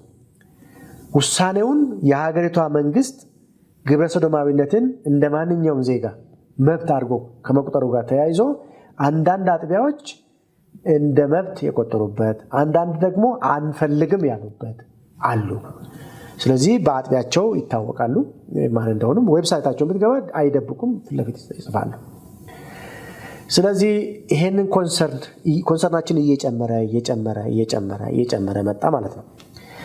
በሌላ በኩል ይሄ ጉዳይ አሳሳቢ ከሆነ አንድ ሳምንት ቢቀረው እኛ አቋርጠናል ብንል ምንም ችግር አልነበረብንም። ምክንያቱም የምንቀበለው ገንዘብ የለም። ይልቁኑ እኛንን ሰተን አባል የሆን ነው። ይህንን ተደጋጋሚ ጊዜ ተናግሬያለሁ። እኛ ገንዘብ ከፍለን ነው አባል የሆን ነው። ከሜኖናይት ወርልድ ኮንፈረንስ ለዋና ቢሮ የሚሰጥ ዱዴ የለም። የአባልነት ጥቅሙ ምንድን ነው ፓስተር? እንግዲህ የአባልነት ጥቅሙ ማለት አንዳንድ ጊዜ ዓለም አቀፍ ድምፅና የአንድ ሀገር ድምፅ አንድ አይደለም። ለምሳሌ በስደት ጊዜ እዚህ ሀገር የፖለቲካና ኢኮኖሚ ስርዓቱ በደርግ ስር በነበረ ጊዜ በዓለም አቀፍ ደረጃ ድምፅ ይሆኑም ነበር። ይሄ ማለት ለእኛ ብቻ አይደለም። ለምሳሌ አንዳንድ ትልልቅ ቤተ እምነቶች አሉ ዓለም አቀፍ ህብረት ያላቸው። ስለዚህ ጫና ሲፈጠር ፖለቲካዊ ጫና፣ ኢኮኖሚያዊ ጫና እንዲፈጠር ያደርጋሉ ማለት ነው። ስለዚህ የክርስትናን መብት የወንጌልንም አገልግሎት ራን ይደረግ ያደርጋሉ። ለምሳሌ የኢትዮጵያ ኦርቶዶክስ ተዋሕዶ ቤተክርስቲያን የወርልድ ቸርች ካውንስል ኦፍ ቸርችስ አባል ነች። እዛ ውስጥ ብዙ ነገሮች ሊኖሩ ይችላሉ። እዛ አባል ውስጥ ብትሆን ለምሳሌ ሀገር እንደ ሀገር ማለት ነው። ሀገር ለምሳሌ አሁን የተለያዩ ህብረቶች አባል ነች። የጂ20 ምንለው አለ። ለምንድን ነው ያስፈልገው ብለህ ስታስብ ለብቻ ከመሆን በጋራ መሆን። ምክንያቱም ለብቻ የምትኖርበት ዓለም የለም። ለብቻ የምትኖርበት ዓለም የለም። አንዱ ሌላውን ደግፎ ነው ማለት በእሴት ላይ ተረማምደህ ግን መሆን የለበትም። ለምትሞትለትና ለምትኖርለት ዓላማ ሸጠህ መሆን ይግል የለበትም። እሱ ነው መሰመር ያለበት እንጂ ዓለም አቀፍ የተፈለገው ዛሬ 70 ዓመት ወይም 50 60 ዓመት አካባቢ ነው ቤተክርስቲያናችን የዚህ አባል የሆነችው። ድርጅቱ ግን 100 ዓመት ቆይቷል እንደዚህ ከሆነ። ስለዚህ አባል የምንሆነው የሌላውን ልምድ ለማወቅ የኛንም ልምድ ለማካፈል አንዳችን ለሌላችን ለመጸለይ የጋራ ታሪክ ስላለን በጋራ መሆን ለብቻ ከመሆን ይሻላል በሚል ሂሳብ ስለሆነ ነገር ግን በሃርድ ፋክቱ እኛ የመኖናይት ወርልድ ኮንፈረንስ አባል ብንሆን የምንጠቀመው ውስን ነገር የምንጎዳው ደግሞ ዜሮ ነው ብዬ ነው ማስበው። ምክንያቱም ማለት የኤምኬስን ህልውና ላይ ተጽዕኖ የለውም። አሁን ገንዘብ ነው አንዱ እንግዲህ አሁን ድህነታችን ጋር ተያይዞ የሚወጣው ገንዘብ ነው። ከዛ ጋር ተያይዞ የምናገኘው ገንዘብ የለም፣ የምንጠይቀውም ገንዘብ የለም። ለራሱም ገንዘብ ያለው ተቋም አይደለም። ስለዚህ በዚህ መንገድ ስለተወሰነ ስለዚህ ምን አለን ይሄ ነገር በደንብ መጠናት አለበት። እኛ እንደ ደንብ ከዛ ቀድመን ነው ዝግጅት ማድረግ የጀመርነው። ደንባችን ላይ ምን አለ ድሮ ምንድነው የሚለው ደንባችን ላይ መሰረተ ክርስቶስ ቤተክርስቲያን ከመኖናይት ቤተ እምነቶች ጋር ህብረት ታደርጋለች ይላል። በኋላ ግን መኖናይት የሚባለው ስለበዛና መኖናይት ስም ይዘው ከሴታችን ጋር የማይሄዱ ስለነበሩ ቤተክርስቲያናችን ወይም መሰረተ ክርስቶስ ቤተክርስቲያን ከእሴታችንና ከመሰረተ እምነታችን ጋር መሰረተ እምነታችንና አስተምሮችን ከሚቀበሉ መኖናይቶች ጋር ህብረት እናደርጋለን ብለን ኳሊፋይ ያደረግን ማለት ነው። አሁንም ቢሆን አውሮፓም ይኑሩ ካናዳም ይኑሩ አሜሪካም ይኑሩ ከቫልዩአችን ጋር ከእሴቶቻችን ጋር ከሚሰሩት ጋር አብረን እንሰራለን። የምንሰራው ግን ገንዘብ ስጡን እና ሳይ ብቻ ሳይሆን አብረን የምንሰራቸው ብዙ ስራዎች ይኖራሉ ማለት ነው። እና እንግዲህ ከዚህ ጋር ተያይዞ ተወሰነ እንግዲህ አሁን ጉዳዩ በዚህ ልክ ሲነሳ ማድረግ ነው አለማድረግ ይሻላል የሚል ጉዳይ ተነሳ ማለት ነው። አንደኛ ማህበራዊ ሚዲያውም የሰው ማምሮ በዚህ ልክ ከሰማ ኃላፊዎቹን በግልጽ ቋንቋ አነጋገርናቸው። እንግዲህ ሙሉ በሙሉ ተቀብሏል የሚባለው መኖናይት ዩኤስኤ ነው። በነገራችን ላይ ሙሉ በሙሉ ማለት በህብረት ደረጃ ወስነዋል ማለት ነው። በአካል ማንኛውን ስነ የምትጠይቀው መኖናይት ዩኤስኤ አባል አጥቢያ ሆና የመኖናይት ዩኤስኤን የማትቀበል አቋሟን ያልቀየረች አጥቢያዎች አሉ፣ እኔ በአካል የማውቃቸው። ስለዚህ በአጠቃላይ መኖናይት ስታነሳ ግን 53% አፍሪካ ውስጥ ይገኛል፣ 24% ላቲን እና ፓሲፊክ ውስጥ ይገኛል። ኮንሰርቫቲቮችንና ሊበራሎችን ጨምሮ አውሮፓና ካናዳና አሜሪካ 15% ናቸው፣ አውሮፓ 1%። ስለዚህ ኤምኬሲ ትልቁን ድርሻ ወይም ግማሹን ድርሻ የምትይዘው ኤምኬሲ ነች። ስለዚህ የኛ መውጣት እና አለመውጣት ጥያቄ የሚሆነው ለኛ ሳይሆን ለተቋሙ ለራሱ ነው። ስለዚህ ምን አለን እኛ ጉባኤ ለማድረግም ይሁን አባል ሆነን ለመቀጠል እነዚህን እንግዲህ በነገራችን ላይ የመኖናይት ወርልድ ኮንፈረንስ ዌብሳይቱን በለው መመሪያውን በለው ውስጥ ደንቡን በለው ሌላውን በለው ግብረ ሰዶማዊነትን እቀበላለሁ የሚል ነገር የለው። አልቀበልም አይልም። ማንኛውም ሰው አይልም። ክፍት ነው ማለት ነው። ክፍት አይደለም። የምትቀበለውን ነው እንጂ የምትናገረው ማትቀበለውን አትናገር። ማትቀበለው ብዙ ነው። ውሸትን አትቀበልም፣ ስርቆትን አትቀበልም፣ ምናምንን አትቀበልም። አሻሚ ይሆናል ብዬ ነው እንደዚህ አይነት አሻሚ አይሆንም። እኔ አልቀበልም ማለት ይሄን ነው የምቀበለው ካል ከዚህ ውጭ አልቀበልም ማለት ነው። በሌላ ቋንቋ ማለት ነው። አሁን እኮ የፎርጅድ ብርና የትክክለኛው ብር ጥያቄ ነው የምታመጣው እኮ። ፎርጅድ ብር ዛሬ ይሄ ፎርጅድ ነው አናቱ ላይ ምልክት አለው ብለህ ካልክ ሌላ ደግሞ ሌላ ፎርጅድ ይመጣል። ስለዚህ ምንድነው የተባለው? እውነተኛውን ብናስተምር እውነተኛውን ብናሳውቅ የተለየ አይነት ተለያይቶ ቢመጣ ፎርጅድ ነው ብለው ይከለክለዋል ነው ማስተማር ያለብን። መሆን የምንችለውን ነው እንጂ ምንሆነውን ነው እንጂ የምንናገረው ማንሆነውን አንናገርም። እኔ በዚያ ማንኛችንም እኮ አሁን ተቋሙ ይሄም ተቋም ሌላውም ተቋም እኔ እሴቴ እንደዚህ እንደዚህ እንደዚህ ቪዥኔ ይሄ ራእዬ ይሄ ተልኮዬ ይሄ ይላል እንጂ ተልኮዬ አይደለም ብሎ አይጽፍም። መጽሐፉ ትክክል አይደለም እያልኩ አይደለም። መጽሐፍ ይችላል፣ ግን የትኛውን ጽፎ የትኛውን ያደርጋል? ስለዚህ በምክንያት ሰረዛችሁት ወደሚለው እስቲ እንምጣ። አዎ የሰረዝነው እንዳልኩ ነው። አንደኛ ከ110 አባል ቤተ እምነቶች አሉ እዚህ ውስጥ አንዱ አባል ሙሉ በሙሉ እቀበላለሁ አለ ዩኤስኤ። ከዛ ውጪ በከፊል ደግሞ 4 በአውሮፓ ውስጥ እና በካናዳ ያሉ የተወሰኑ አጥቢያዎቻቸው በዚህ ውስጥ እንደ አባል ይቀበላሉ። ስለዚህ እነዚህን አባል አድርገህ የተቀበልከው እንዴት ነው እኛ ጥያቄ። አባል አድርገህ የምትቀጥል ከሆነ ግን እና ከአንተ ጋር መቆየት ያስቸግረናል፣ ስብሰባውን ግን በዚህ ምክንያት ሰርዘናል ነው ያለው። ግን የሚወጡት መረጃዎች እኔ እንደሰማሁት ምናልባት ካለው ተቃውሞ የተነሳ ነው እናንተ ይሄን ሐሳብ የሰረዛችሁት የሚል አለ ሊባል ይችላል።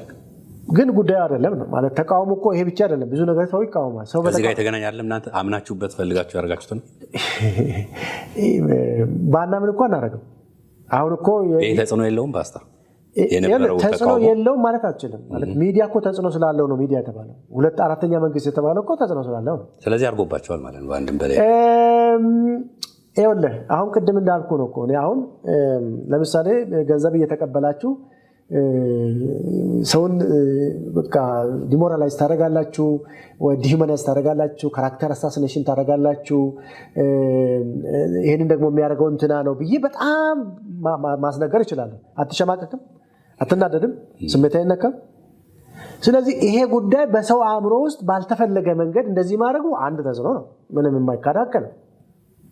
በዚህ ውስጥ ለምሳሌ አሁን እሱ ብቻ ነጭ የተባለ ሁሉ አልተፈራም አይፈራም ማለት ነጭ የተባለ ፈረንጅ የተባለ አሜሪካ የተባለ ሁሉ ማለት በዚህ ምክንያት በአውሮፓም በአሜሪካ የሚኖሩ ነጭ የተባለ ቤተክርስቲያን ሁሉ በዚህ እንደተፈረጀ አድርጎ ማሰብ ይቻላል። ምክንያቱም ሚዲያው በተፈለገው መንገድ ሳይሆን በሚፈልገው መንገድ ስለሚያስከደው ማለት ነው። ስለዚህ የዛ እንትን ሳይሆን እኛ ምንንበት ነው የምትለኝ ከዚህ ጋር የተገናኘ ስለሆነ ነው ማለት የእናንተ መግለጫ ከተቃውሞ በኋላ የመጣ ስለሆነ ከዚህ ጋር የተገናኘ ነገር አለ ወይ?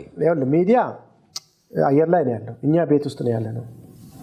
እኛ መሪ ነን። ሚዲያ ግን በራሱ የሚመራ አለ፣ በስርዓት የሚመራ አለ። ስለዚህ የምንናገረውንና የምንወስነውን ሁሉ ሚዲያ ላይ ማውራት አንችልም። ሂደት አለ።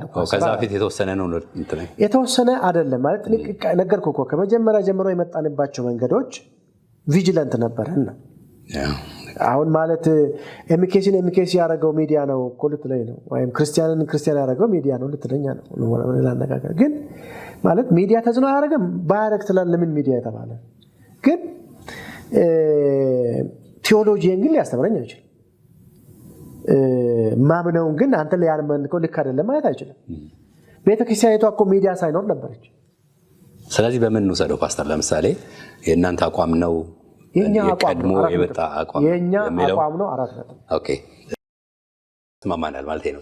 ጥርት ላድርገው ብዬ ነው። ከዚህ ጋር የተገናኘ ስለሆነ ነው። በተለይ የገንዘብ ጉዳይ ላይ ልምጣ። እሺ በተለይ ከውጭ ገንዘብ ፈንድ መቀበሉ ራሱን የቻለ ጥሩ ነገር ቢኖረውም ተጽዕኖ የለውም ወይ? በተለይ አሁን እንዴት ትለያላችሁ? አንዳንድ ጊዜ ከግብረ ሰዶም ጋር ያለ ገንዘብ ይመጣል እዚህ ኤምኬሲ ትቀበላለች የሚል አንዳንድ ጥያቄዎች ይነሳሉ። ግን ገንዘብ ስትሰበስቡ ምንድን ነው መለኪያችሁ የሚለውን እስቲ ሀሳብ ላንሳና አንድ ጥያቄ ይቀረኛል። አዎ ትቀበላለች የሚለው ማስረጃ ያስፈልገዋል። እሱ ነው ቅድም ሚዲያ አልኩ። እነዚህ ሚዲያ ሳይሆን በአደባባይ የሚደረግ ሀሜት ነው። ምንም ገንዘብ አትቀበሉ? ከውጭ እንቀበላለን፣ ግን ከግብረ ሰዶም ግን አንቀበልም። መስፈርቱ ምንድን ነው ለመቀበል? መስፈርቱ የእኛም ቫሉ የሚቀበል የምናውቃቸው የሚያውቁን። አንተ ክርስቲያን ነህ? ጌታን ታምናለህ? በጣም በቃ ይሁን። ካመንክ አመንኩ አልከኝ። ከዛ ደግሞ በተግባር አያለሁ፣ ውሎህን አያለሁ፣ ንግግርህን አያለሁ፣ ህይወትን አያለሁ። እኛ ቅድም እንዳልኩ እኮ የመሰረተ ክርስቶስ ሴሚናሪ ደጋፊ ላለፉት 30 ዓመታት ሊስት አለን ነው ብለን እያንዳንዱ ሊስት አለን። በየ3 ወሩ እኮ እንትን እናደርጋለን። የዜና መጽሔት እኮ እናዘጋጃለን። የዜና መጽሔቱ አሜሪካን ያለው ሊንክ ቦርድ ወደ እነሱ ተልኮ እነሱ ለእያንዳንዱ የኤምኬሲ ፍሬንድስ እኮ ነው የሚባለው ራሱ ግሩፕ ራሱ ማለት ነው። ስለዚህ እያንዳንዱ ሰው ኤምኬሲ ኮሌጅ ላለፉት 30-25 ዓመት ሲረዳ የነበረ የምናውቃቸው ሰዎች ናቸው። አሁን እኮ ቅድም ተጠቀስኩልን ላንካስተር የሚባል አለ ኢቫና የሚባል አለ ሮዝደል የሚባል አለ ሞዛይክ የሚባል አለ እነዚህ ሁሉ አሜሪካ ውስጥ ነው ያሉት ካናዳ ውስጥ ደግሞ ለረጅም ጊዜ አብረን የሰራናቸው አጥቢያ ቤተክርስቲያናት አሉ አንዳንዶቹ መሰረተ ክርስቶስ ስትመሰረት ሚሽነሪዎችን ያዋጡ ገንዘብ የደገፉ የነበሩበት አቋማቸውን ያልቀየሩ ትክክለኛ መጽሐፍ ቅዱስ የሚያምኑ ነገር ግን ሌሎች ደግሞ በካናዳ ሀገር የሚኖሩ በመኖናይት የሚጠሩ ደግሞ ተንሸራተው ዓለም ጊዜ ባመጣው የግብረ ሰዶም አባል አድርጎ የመቀበል ውስጥ ተዘፍቀዋል ለይተን እናቃቸዋለን ነው በደንብ ነው ለይተን እናቃለን ማለት ይሄ መልካቸውን አይቴ ምናምን ሳይሆን በሊስት እኮ ነው ያለን 1 2 3 ከናያታቸው ከናድራሻቸው ከነኢሜላቸው ከነስልካቸው ነው እኮ ያለ ምክንያቱም ገንዘብም ሲያዋጡ እኮ ገንዘብ ሲገባ ከእንትናንትና በቼክ ተጽፎ ነው እኮ የሚገባው በስልክ በቴሌ ምንድነው ዜል የሚባል በሌሎች በአሜሪካን ሀገር በሚላኩ እኮ ነው የሚላኩ ከየትኛው አድራሻ የሚባል ማለት ልክ ነው ገንዘብ ያሳስታል ምንም ጥያቄ የለው እኛ በዚህ ልክ እንደ መሰረተ ክርስቶስ ተጠንቅቀን አደረግን አልኩ ወደ ኢትዮጵያ እንምጣ ይሄ ጉዳይ በጣም ካሳሰበን አሁን ኢትዮጵያ ውስጥ የሚሰሩ ድርጅቶች መንፈሳዊም ይሁኑ ሴኩላር ተቋማት ቤተ እምነቶችን ጨምሮ ከአውሮፓውያን ጋር ከአሜሪካውያን እንዴት ነው የሚሰሩት ይሄ ሊያስፈራን ይገባል ወይ በጋራ ቆመን እንዴት አድርገን እንስራ እንዴት አድርገን አናርግ አሁን ለምሳሌ ትናንትና ከስቶክሆልም አንድ ስልክ ተደውሎልኝ ነበር ግብረ ሰዶማዊነትን ስለተቃወሙ ከነበሩበት ቤተክርስቲያን ውጡ ተብሎ የተቸገሩ ቤተ እምነቶች ማለት ነው ይሄ አውሮፓ ውስጥ ስለሚገኙ አሜሪካ ውስጥ ስለሚገኙ በሰው ሀብት ላይ በሰው ሀብት የሚጠቀሙ በራሳቸው እግር ያልቆሙ ቤተ እምነቶች በተለይ ከኢትዮጵያ ከአፍሪካ የሄዱ አጥቢያ ቤተክርስቲያን የሚቸገሩበት ጉዳይ ነው እዚህ ቆመን የሞራል ድጋፍ ማድረግ የምንችልባቸውን ሁኔታዎች ማድረግ አለብን ገንዘብም ሲመጣ ለምንድን ነው የመጣው እንዴት ነው የመጣው ብለን ማሰብ አለብን ነገር ግን ይሄ ብቻ ደግሞ አይደለም ለምሳሌ ልጆቻችንን ወደ አሜሪካ እንልካለን አይደል ቅድም እንዳልኩ ኢንክሉሲቭ ያልሆኑ ትምህርት ቤቶች ውስን ናቸው ኢንክሉሲቭም ይሁን አይሁንም እነዚህ ወጣት ልጆች በአፍላ እድሜያቸው ሲሄዱ ምንድነው ተምረው የሚመጡት እኛ በአዳልት ኤጅ በዚህ እድሜ ሆነን ይሄ ጉዳይ ካንገዳገደን ነው አይደለም ልክ ነው ልክ አይደለም ብለው ካለን እነዚህ ወጣቶች ለምንድነው ምንልካቸው ለምንድነው ተመጣጣኝና ተመሳሳይ የሆነ ትምህርት ቤት እዚህ አገር ሰርተን እዚሁ እንዲማሩ ማናረጋቸው ይሄንን እስካልን ድረስ በራሳችን እግር እስካልቆም ድረስ ተደጋፊ እስከሆነ ድረስ መልካሙንም መጥፎውንም እሴቶቻችን በእኛ ላይ መጫናቸው አይቀርም ኤምኬሲ ግን ድህነት ከገደለን ይገለናል እንጂ እስከዛሬ ማላረግንም ወደፊት ማላረግ እንደ ቤተክርስቲያን ነገርኩ 0.5 ሳንቲም ከመኖናይትም ከሌላም ተቋም በዚህ ጉዳይ የሚጠረጠር አይደለም የምንቀበለው ገንዘብ የለንም ይሄ ከታሪካችን ጋር ወደ ኋላ ስትመለስ ገና ተመስርተው ትንሽ ጊዜ ሳይቆዩ ነው በራሳችን እግር መቆም አለብን በራሳችን ሀብት ማፍለቅ አለብን በራሳችን ስም መጠራት አለብን ብለው ከሚሽነሪዎቹ ጋር ተነጋግረው መሰረተ ክርስቶስ ማለት አይችሉም ነበር በሌላ ሀገር ቢሆን መኖናይት ነበር የሚባሉት ራስን የመቻል እሳቤ እና ቁርጠኝነት ከመጀመሪያ ጀምሮ ነበር ስለዚህ በትምህርታችን ላይ በመጽሐፍ ቅዱስ እውነት ላይ የምንደራደር አይደለንም የሚለውን ነገር ለማስራት ነውና እንግዲህ ከዚያ ጋር ተያይዞ አንዳንድ ሰዎች በእናንተ ጊዜ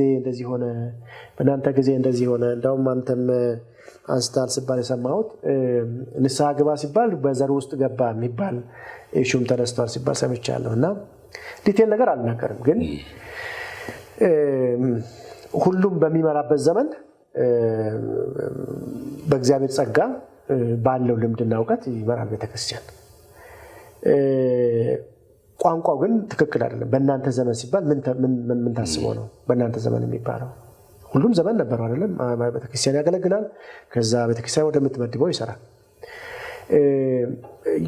የዘርም ጉዳይ ኢትዮጵያ ውስጥ በቃ ቋንቋ ሆኗል አሁን ሁለት ነገር ነው በጣም ጆሮ የሚስበው የፖለቲካው እንኳን እየቀዘቀዘ መጥቷል የዘር ጉዳይ ፖለቲካ ጆሮ ይስባል ግብረ ሰዶም ጉዳይ ደግሞ ስም ለማጠልሸት ከፈለክ ወይም ደግሞ የሰው ጆሮ ለመሳብ ከፈለክ ይሄንን ብታነሳ ማንም ሰው ግር ብሎ ያዳምጣል። ምክንያቱም የሚያስፈራ ነው፣ ኃጢአት ነው እና ደግሞ ያልተለመደ ነገር ነው፣ መደረግም የሌለበት ነገር ነው። ግን ለዚህ ሁሉ ስንናገር ነገ እውነቱ ሲወጣ ፋክቱ ሲገለጥ ምንድን ነው የሚሆነው የሚለውን ሊያሳስበን ይገባል። እና ከዘርም ጋር እግረ መንገድ ነው ያነሳው። አንተ አልጠየቀኝም። አንተ ዘር አለህ፣ እኔም ዘር አለኝ አይደለ? መጽሐፍ ቅዱስ እኮ ከዘር ከነገድ ከቋንቋ አይደለም የሚለው አልካደም እኮ አለ። አንዳንድ ሰው የዘር ጉዳይ የሚሉ አሉ። አንዳንድ ሰው ደግሞ ጥልቅ ብሎ ገብቶ እኔ እንትን ነኝ የሚል ደግሞ አለ። እኔ ሁለቱም ጥንፍ ናቸው። ይሄ ነው አሁን እናንተም በሚዲያችሁ ባነሳችሁት አኳን ካነሳው ሰው ዘር ውስጥ የሚገባው እኮ በቃ አንተ ልክ አይደለህም፣ በቃ አንተ ከዚህ ስልጣን ተነስ ሲባል ነው አይደለ? የፖለቲካ ውስጥ የሰማነው። እኔ እንደዚህ አልተባልኩም። ለምንድን ነው ዘሬ ውስጥ የምገባው? ዘሬን መሸፈኛ ማድረግው ለምንድን ነው? ያ ማለት ዘር የለኝም ማለት አይደለም። በእናንተ ዘመን እንደዚህ ቤተክርስቲያን እንደዚህ ሆነች ሲባልስ ምን ማለት ታስበው ነው? ምን ማለት ተፈልጎ ነው እንደዛ የተባለው?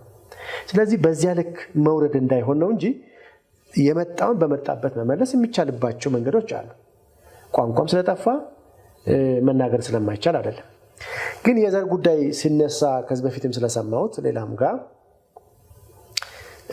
እኔ ዘረኛ አይደለሁ። ዘር አለኝ። ከዘር ነው የወጣሁት። ወደ ኋላ ሲቆጠር ወደፊት ሲቆጠር በኢትዮጵያ ውስጥ ካሉ ዘሮች በአንዱ ነው። ከአንዱ ተወለድኩት። የዛም ባህል አከብራለሁ። እሱ ነኝ እኔ። እሱን እኔን ካላጠፋ በስተቀር እሱን ማጥፋት አልችልም። ነገር ግን ደግሞ ከዘር ከነገድ መጥቶ ሰማያዊ ዜጋ ደግሞ ሆኛለሁ። ሰማያዊ ዜጋ ሲሆን ያንን ሰርዤ አይደለም፣ ከሱ ነው የወጣሁት። በሱ ቋንቋ በሱ ባህል ውስጥ ነው ሰማያዊ ዜጋ የሆንኩት። በሱ ነው የማመልከው፣ በሱ ነው የምናገረው።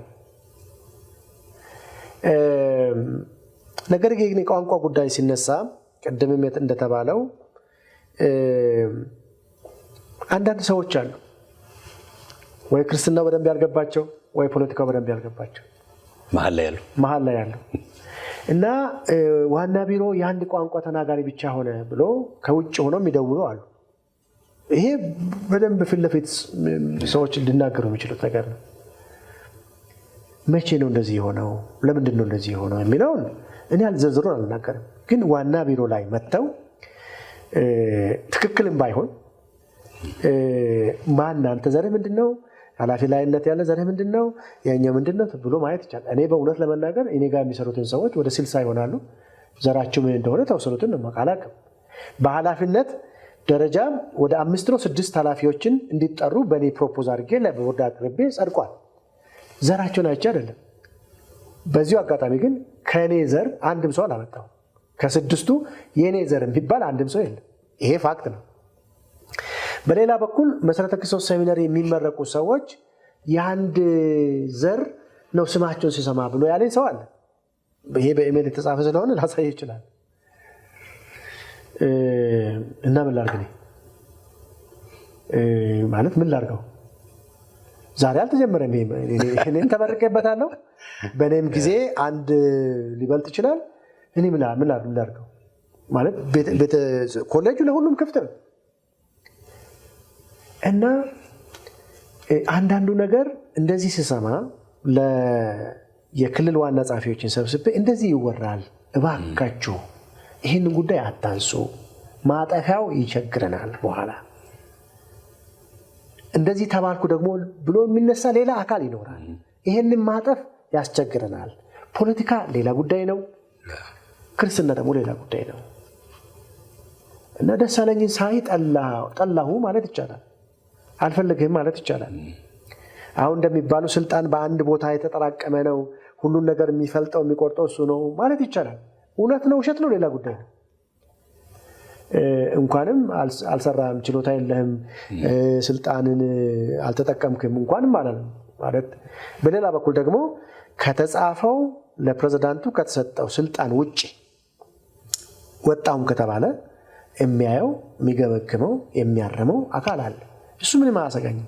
የዘር ጉዳይ ሲነሳ ግን እኔ በግሌ ማላጠፋው እሳት የሚያስነሳ በመሆኑ አታንሱ። ይሄንን እንደዚህ ሲባል ሰምታችኋል፣ እኔም ሰምቻለሁ። በእናንተ ጊዜ እንደዚህ ሆነ፣ በእኛ ጊዜ ጥሩ ነው የሚል ኢምፕሊኬሽን ነው ያለው። እነሱ ማን ናቸው እኛ ማን ነን የሚለውን ነው የሚያመጣው። እነሱና እኛ ነው የሚያመጣው። እኔ ሳውቅ ግን እኔ 13ኛ ፕሬዝዳንት ነኝ። በዚህ ቦታ ላይ አንድም ዘሩ ታይቶ ይሄ ምርጥ ነው ይሄ ግርድ ነው ተብሎ አይደለም። ለጊዜው ካሉ ሰዎች የሚመጥን ማን ነው ተብሎ ነው የሚመጣው። ስለዚህ በዚህ ልክ ነው ማየት የሚገባን ለማለት ነው። እንግዲህ ብዙ ቦታ ሄድኩኝ። አይ ጥሩ ነው በጣም በተለይ ወደ መጨረሻ እየመጣሁ ነው። አሁን ካለው ሀሳብ በተለይ ስለ ቤተክርስቲያኒቱ መተዳደሪያ ደንብ ላንሳ። የሚነሱ ጥያቄዎች ስላሉ ምን ያነሳሁት ማለት ነው። አዎ መግቢያውን ነግረኛል። በቅርቡ ነው አሜንድ የተደረገው የተሻሻለው። እሺ ጠይቀኝ ለጨርስና እነግርሃለሁ። ከሱ ጋር በተያያዘ የሚነሳ ነገር ስላለ ነው። ሙሉ በሙሉ ጠቅላላ ጉባኤ አምኖበት ሳይሆን ይድረስ የተወሰነ እና በአጣዳፊ የተወሰነ ውሳኔ ነው። ይሄ ደግሞ ትልቅ ክፍተት በቤተክርስቲያኒቱ አመራር ላይ ፈጥሯል የሚሉ አሉ። ፓስተር ምን ክፍተት ፈጠራሉ? አንደኛው አመራር በሙሉ ወደ አንተ እንደመጣ፣ ለምሳሌ ፕሬዚዳንቱ ቅድም እንዳነሳው ሁሉን ነገር ማድረግ የሚችለው እሱ ነው። እስከ ታች ድረስ በቀጥታ ማዘዝ ይችላል፣ ወይ ደግሞ የሚፈልገውን ሰው ደግሞ አምጥቶ ማስቀመጥ ይችላል። ይሄን እድል ሰጥቶታል። ሰጥቶታል የሚለውን እናስመርበት። ወሰደ አይደለም የተባለው፣ ሰጥቶታል ነው የተባለው። ስለዚህ ከሰጠኝ ልክ ነኝ ማለት ነው። ማለት አልወሰድኩም ተሰጥቶኝ ነው። ሂደቱ ምን ይመስላል ለማለት ነው። ታሪኩን ላስረዳ ማለት ምንም እኮ ይሄ የተጻፈ ስለሆነ ምንም የተጻፈም የተደረገም ስለሆነ የሚለቀም የሚነካም የሚለቀምም ስለሆነ ምንም ከባድ ነገር አይደለም። እንግዲህ ቤተክርስቲያኒቷ ከመጀመሪያው ጀምሮ ስርዓትን፣ ደንብን፣ አሰራርን በሚመለከት የዳበረ ልምድ እንዳላት እኔ ማንኛውም ቤተ እምነት ኢትዮጵያ ውስጥ ያለ የሚክድ አይመስለኝም። በሌላ የምንወቀስ ነገር ሊኖረን ይችላል። ከስርዓት፣ ከአሰራር፣ ከአደራረግ ጋር ከአስተምሮ ጋር በተያያዘ የሚኬስ የምትወቀስ አይመስለኝም። ከአከረራችሁት፣ አበዛችሁት፣ ስርዓት ደንብ አላችሁ ካልተባለ በስተቀር ማለት ነው። ስለዚህ ከመጀመሪያው ጀምሮ የመጀመሪያው ደንብ የሚባለው 1958 የተደነገገ ደንብ ነው። ከዛ 1963 ከዛ 1970 ከዛ 1987 ከዛ 1999 ከዛ 2003 ከዛ 2005 ከዛ 2009 2015 የመጨረሻው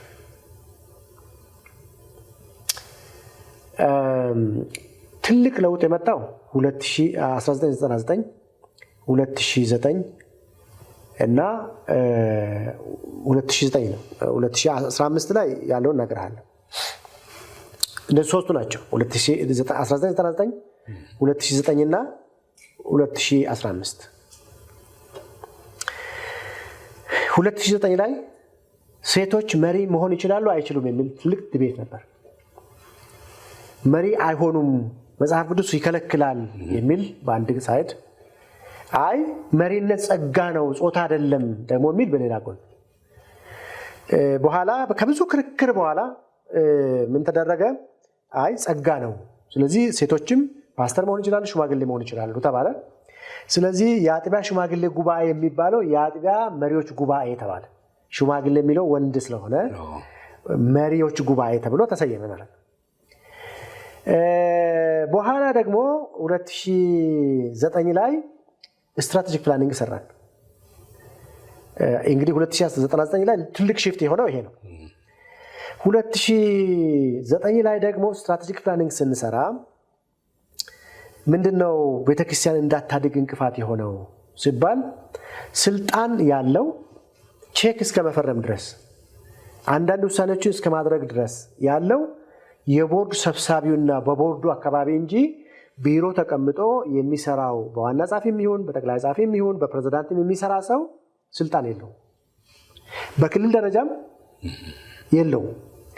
ስለዚህ ምን ተባለ? ይሄ አንዱ ክፍተት ስልታዊ እቅዱ ያሳየው ምንድነው? በቢሮ የተቀመጠው ስጋ ተሰጥቶት ብላዋ ተከልክሏል፣ ወይም ብላዋ ነው እንጂ እጁ ላይ ያለው የሚቆርጠው ነገር የለውም የሚል ኢሹ ተነሳ ማለት ነው። ልብ በል እኔ ፕሬዝዳንት አይደለሁም በዛን ጊዜ እንደውም የልማት ኃላፊ መሰለኝ ያኔ አሁን አላስታውስም። ይሄ ብቻ አይደለም በአጥቢያ ደረጃ ዋና መጋቢ ይኖር ተባለ። የአጥቢያዎች መጋቢዎችን የሚያስተባብር ስርዓት የሚያስጠብቅ ዋና መጋቢ ይኖር ተባለ በ2009 በወጣው። ስለዚህ ስልጣን ወዴት መጣ? ከጉባኤ ወደ ቢሮ መጣ ማለት ነው። ቢሮ ሆልድ ወዳደረጉ ቢሮ ወደ ያዙት አካላት መጣ። በየት?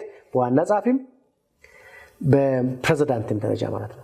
ሁለተኛ ለውጥ የነበረው ዋና ጸሐፊ ወይም ጠቅላይ ጸሐፊ ነበር ስንል የነበረው። ለመጀመሪያ ጊዜ ፕሬዝዳንት የተባለው 2009 በጸደቀው መተዳደሪያ ደንብ ነው። ፕሬዝዳንት ካልን ግን ስልጣንም ጨምረን መስጠት አለብን ተብሎ በጋራ ውሳኔ በቦርዱም በአርቃቂ ኮሚቴውም በጠቅላላ ጉባኤም ጸደቀ። እንግዲህ በእኛ አሰራር ደንቡ በዚህ ከጸደቀ አንዳንድ ጉዳዮች ምን ይባላል? ይሄ ዝርዝሩ በውስጥ ደንብ ይገለጻል፣ ዝርዝሩ በውስጥ ደንብ ይገለጻል ተብሎ ያልፋል። 2015 ሲመጣ ግን የፕሬዝዳንቱን ስልጣን ምንም ሳንነካ ሌሎቹንም ምንም ሳንነካ በውስጥ ደንቡ ላይ ግን ዝርዝር መመሪያ አስቀመጠ። ዝርዝር መመሪያ ማለት ነው። እና ደንቦቹም ላይ ከስትራቴጂክ ፕላኒንግ ሁለተኛ ሰራ ነገር 2014 ጀምሮ ያኛው አለቀ ስትራቴጂክ ፕላኒንጉ። ከዛ ደግሞ 2014 ጀምሮ እስከ 2018 የሚቆይ ሌላ ስትራቴጂክ ፕላኒንግ ሰራ። ስለዚህ ያንኑ አጠንክረን አጥቢያ ላይ እንግዲህ ዋና ቢሮ ላይ ፕሬዝዳንቱ አለ፣ ክልል ላይ ዋና ጸሐፊ አለ፣ ቀጠና ላይ ዋና ጸሐፊ አለ። አጥቢያ ላይ ዋና መጋቢ የተባለው ምንም እኮ አልተደረገም ተባለ። እዚህ ደግሞ ሲወራ ምን ተባለ? አይ ዋና መጋቢ የሚለው ምንድነው ማለት ምንድን ማለት ነው? ዋና መጋቢ ማለት ጸጋ ከሆነ አንዱ ዋና አንዱ ምክትል የሚሆንበት ምክንያት ምንድነው? ስለዚህ ስሙን እንቀይረው ተባለ። የአጥቢያ አገልግሎት ተጠሪ ይባል። ደንቡም ላይ ይሄ ይስተካከል። እንግዲህ ደንቡን ስናስተካክል ዋና መጋቢ የሚለውን የአጥቢያ አገልግሎት ተጠሪ ተብሎ እንዲስተካከል፣ ከስልታዊ ቅዱ ጋር የሚሄዱ ደንቦች ሁሉ እንዲስተካከሉ፣ የቃላት የሐረግ የአረፍተ ነገር ሊሆን ይችላል። ሜጀር ለውጥ አልተደረገም 2015 ላይ። ሜጀር ዲፊኒሽን ግን ትርጉም ግን የተሰጠው ውስጥ ደንቡ ላይ ነው። ዝርዝር ተሰራ ማለት ነው። ስለዚህ ምን አደረግን? የአጥቢያ ሽማግሌዎች ጉባኤ ይመራ የነበረው መተዳደሪያ ደንቡን አንዳች ነገር ሳንነካ ለአጥቢያ አገልግሎት ተጠሪው ስልጣን ተሰጠው ማለት ነው። ይሄ አንድም ዋና ፕሬዝዳንት አለ፣ ቀጠና ላይ ዋና ጸሐፊ አለ፣ ክልል ላይ ዋና ጸሐፊ አለ፣ አጥቢያ ላይ የአገልግሎት ተጠሪ አለ። ቼኑን ጠብቆ ይሄዳል። እረኝነት እዚህ አለ፣ እዚህም አለ፣ እዚህም አለ፣ እዛም አለ። ትምህርት እዚህ አለ፣ እዚህም አለ። እንዲያዝ ተፈልጎ ነው እንደዚህ ተደረገ ማለት ነው። ይሄ አንዳንድ በትርፍ ጊዜያቸው የሚሰሩትን አንዳንድ ሰዎች ደስ አላሰኘ ሊሆን ይችላል። ይሄ አንዱ ማለት ነው። ከዛ ውጭ ግን ፕሬዝዳንቱ በራሱ የሚወስነውም በራሱ የሚወስደውም ህግ የለም። ስለዚህ ህጉ በ2009 ለፕሬዝዳንት ተብሎ በተሰጠው ሳጥን ውስጥ ነው እኔ የገባሁት። ስለዚህ እሱ ልክ አይደለም ከተባለ ደንቡ የሚቀየርበት ስራ ስላለው ደንቡን መቀየር። ስለዚህ እኔ እንደ ፕሬዝዳንት ማድረግ ያለብኝን ከደንቡ አንብቤ የተሰጠኝን አሳይመንት እስከሚቀየር ድረስ ወደፊትም አደርጋለሁ። ወደፊትም በጣም ተጠናክሮ ማለት ነው። ከዛ ውጭ ግን በየተወሰነ ጊዜ ነው የሚቀየረው ወይስ አስፈላጊ ሲሆን ነው? ቅድም ዝርዝሩን እንዳልኩ በነገራችን ላይ ደንባችንን ስንቀይር የሚያግባቡን ጉዳዮች ካሉ በዛው ይወሰናል። ከቅርብ ጊዜ ወዲህ ነው እንጂ እንደውም የተውነው ማግባቡ ከሆነ ለሚቀጥለው አመት ይቆያል። አሁን ስፒዱን አይተህ ከሆነ ከመጀመሪያ ጀምሮ ዘርዝሬልሃለሁ። በተለይ በኢህአዴግ ዘመን ፍሪኩዌንሲው በጣም ቶሎ ቶሎ ነው የሚደረገው። ለምንድን ነው የሚደረገው ካልክ ከዳይናሚክሱ ጋር አብሮ የሚመጥን እንደ ሁኔታው ለማድረግ ነው። አሁን ጥሩ አስታወስከኝ። በ2016-17 መተዳደሪያ ደንቡ በዚህ መንገድ ይሻሻል ተብሎ ተሻሽሎ ነው 2017 ላይ ማለት ነው በዚህኛው ጠቅላላ ጉባኤ እንዲጸድቅ ቀረበ። ሲቀርብ ሂደቱን ጠብቆ ነው የቀረበው። ማዕመጉ ወስኖ ነው የቀረበው። በደንብ ረቂቁ ተሰጥቶ ወደ ክልሎች አስተያየት ስጡ ተብሎ ለአንድ ዓመት እዛ ቆይቶ ነው የቀረበው። በኋላ ግን ከጉባኤ ጥያቄ ሲጠየቅ ከ67 ክልሎች 4 ክልሎች ነው ሀሳብ የሰጡበት። ምን አይነት ሀሳብ? አይሆንም ይሆናልም ብለዋል። ይሄ እንደዚህ ቢታይም ብለዋል። ሁሉም ሀሳብ ሰጥተዋል፣ በሀሳብ ደረጃ ማለት ነው። እሱን ሀሳብ አካተን የጉባኤ ንግግር የሚያስፈልገው ከሆነ እንትና እንደዚህ ብለዋል፣ እንትና እንደዚህ ብለዋል፣ ከዚህና ከዚህ የትኛው ይሻላል ብለን ነው የምናቀርበው። ድሮም የተለመደው ይሄ ነው፣ አሁንም የተለመደው ይሄ ነው። ነገር ግን አቀራረቡ ሂደቱም ትክክልም ቢሆን ከ67 ክልሎች አብዛኛዎቹ ኮመንት ስላልሰጡበት ደርሷቸዋል እኮ እንደደረሳቸው እርግጠኛ ነኝ። እነሱም አልካዱ። 4ቱ ብቻ በመመለሳቸው ይሄ ነገር ይቅር፣ በሚቀጥለው ዓመት በደንብ ታይቶ ይምጣ ተብሎ ነው የተላለፈው።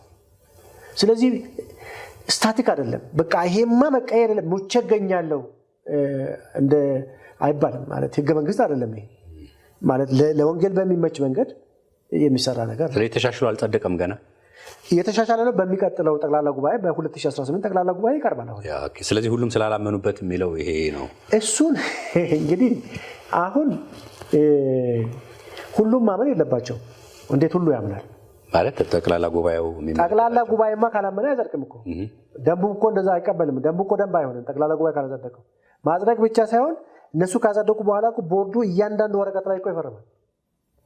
ስለዚህ እኔ አላጸደቅኩም፣ እኔ አልተቀበልኩም ማለት ይቻላል።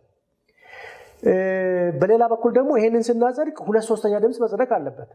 በ2/3 ድምፅ ከጸደቀ ድምፅ አይጽደቅ ብሎ የሰጠው ሰው ተቃውሞ ነበር ማለት ይችላል።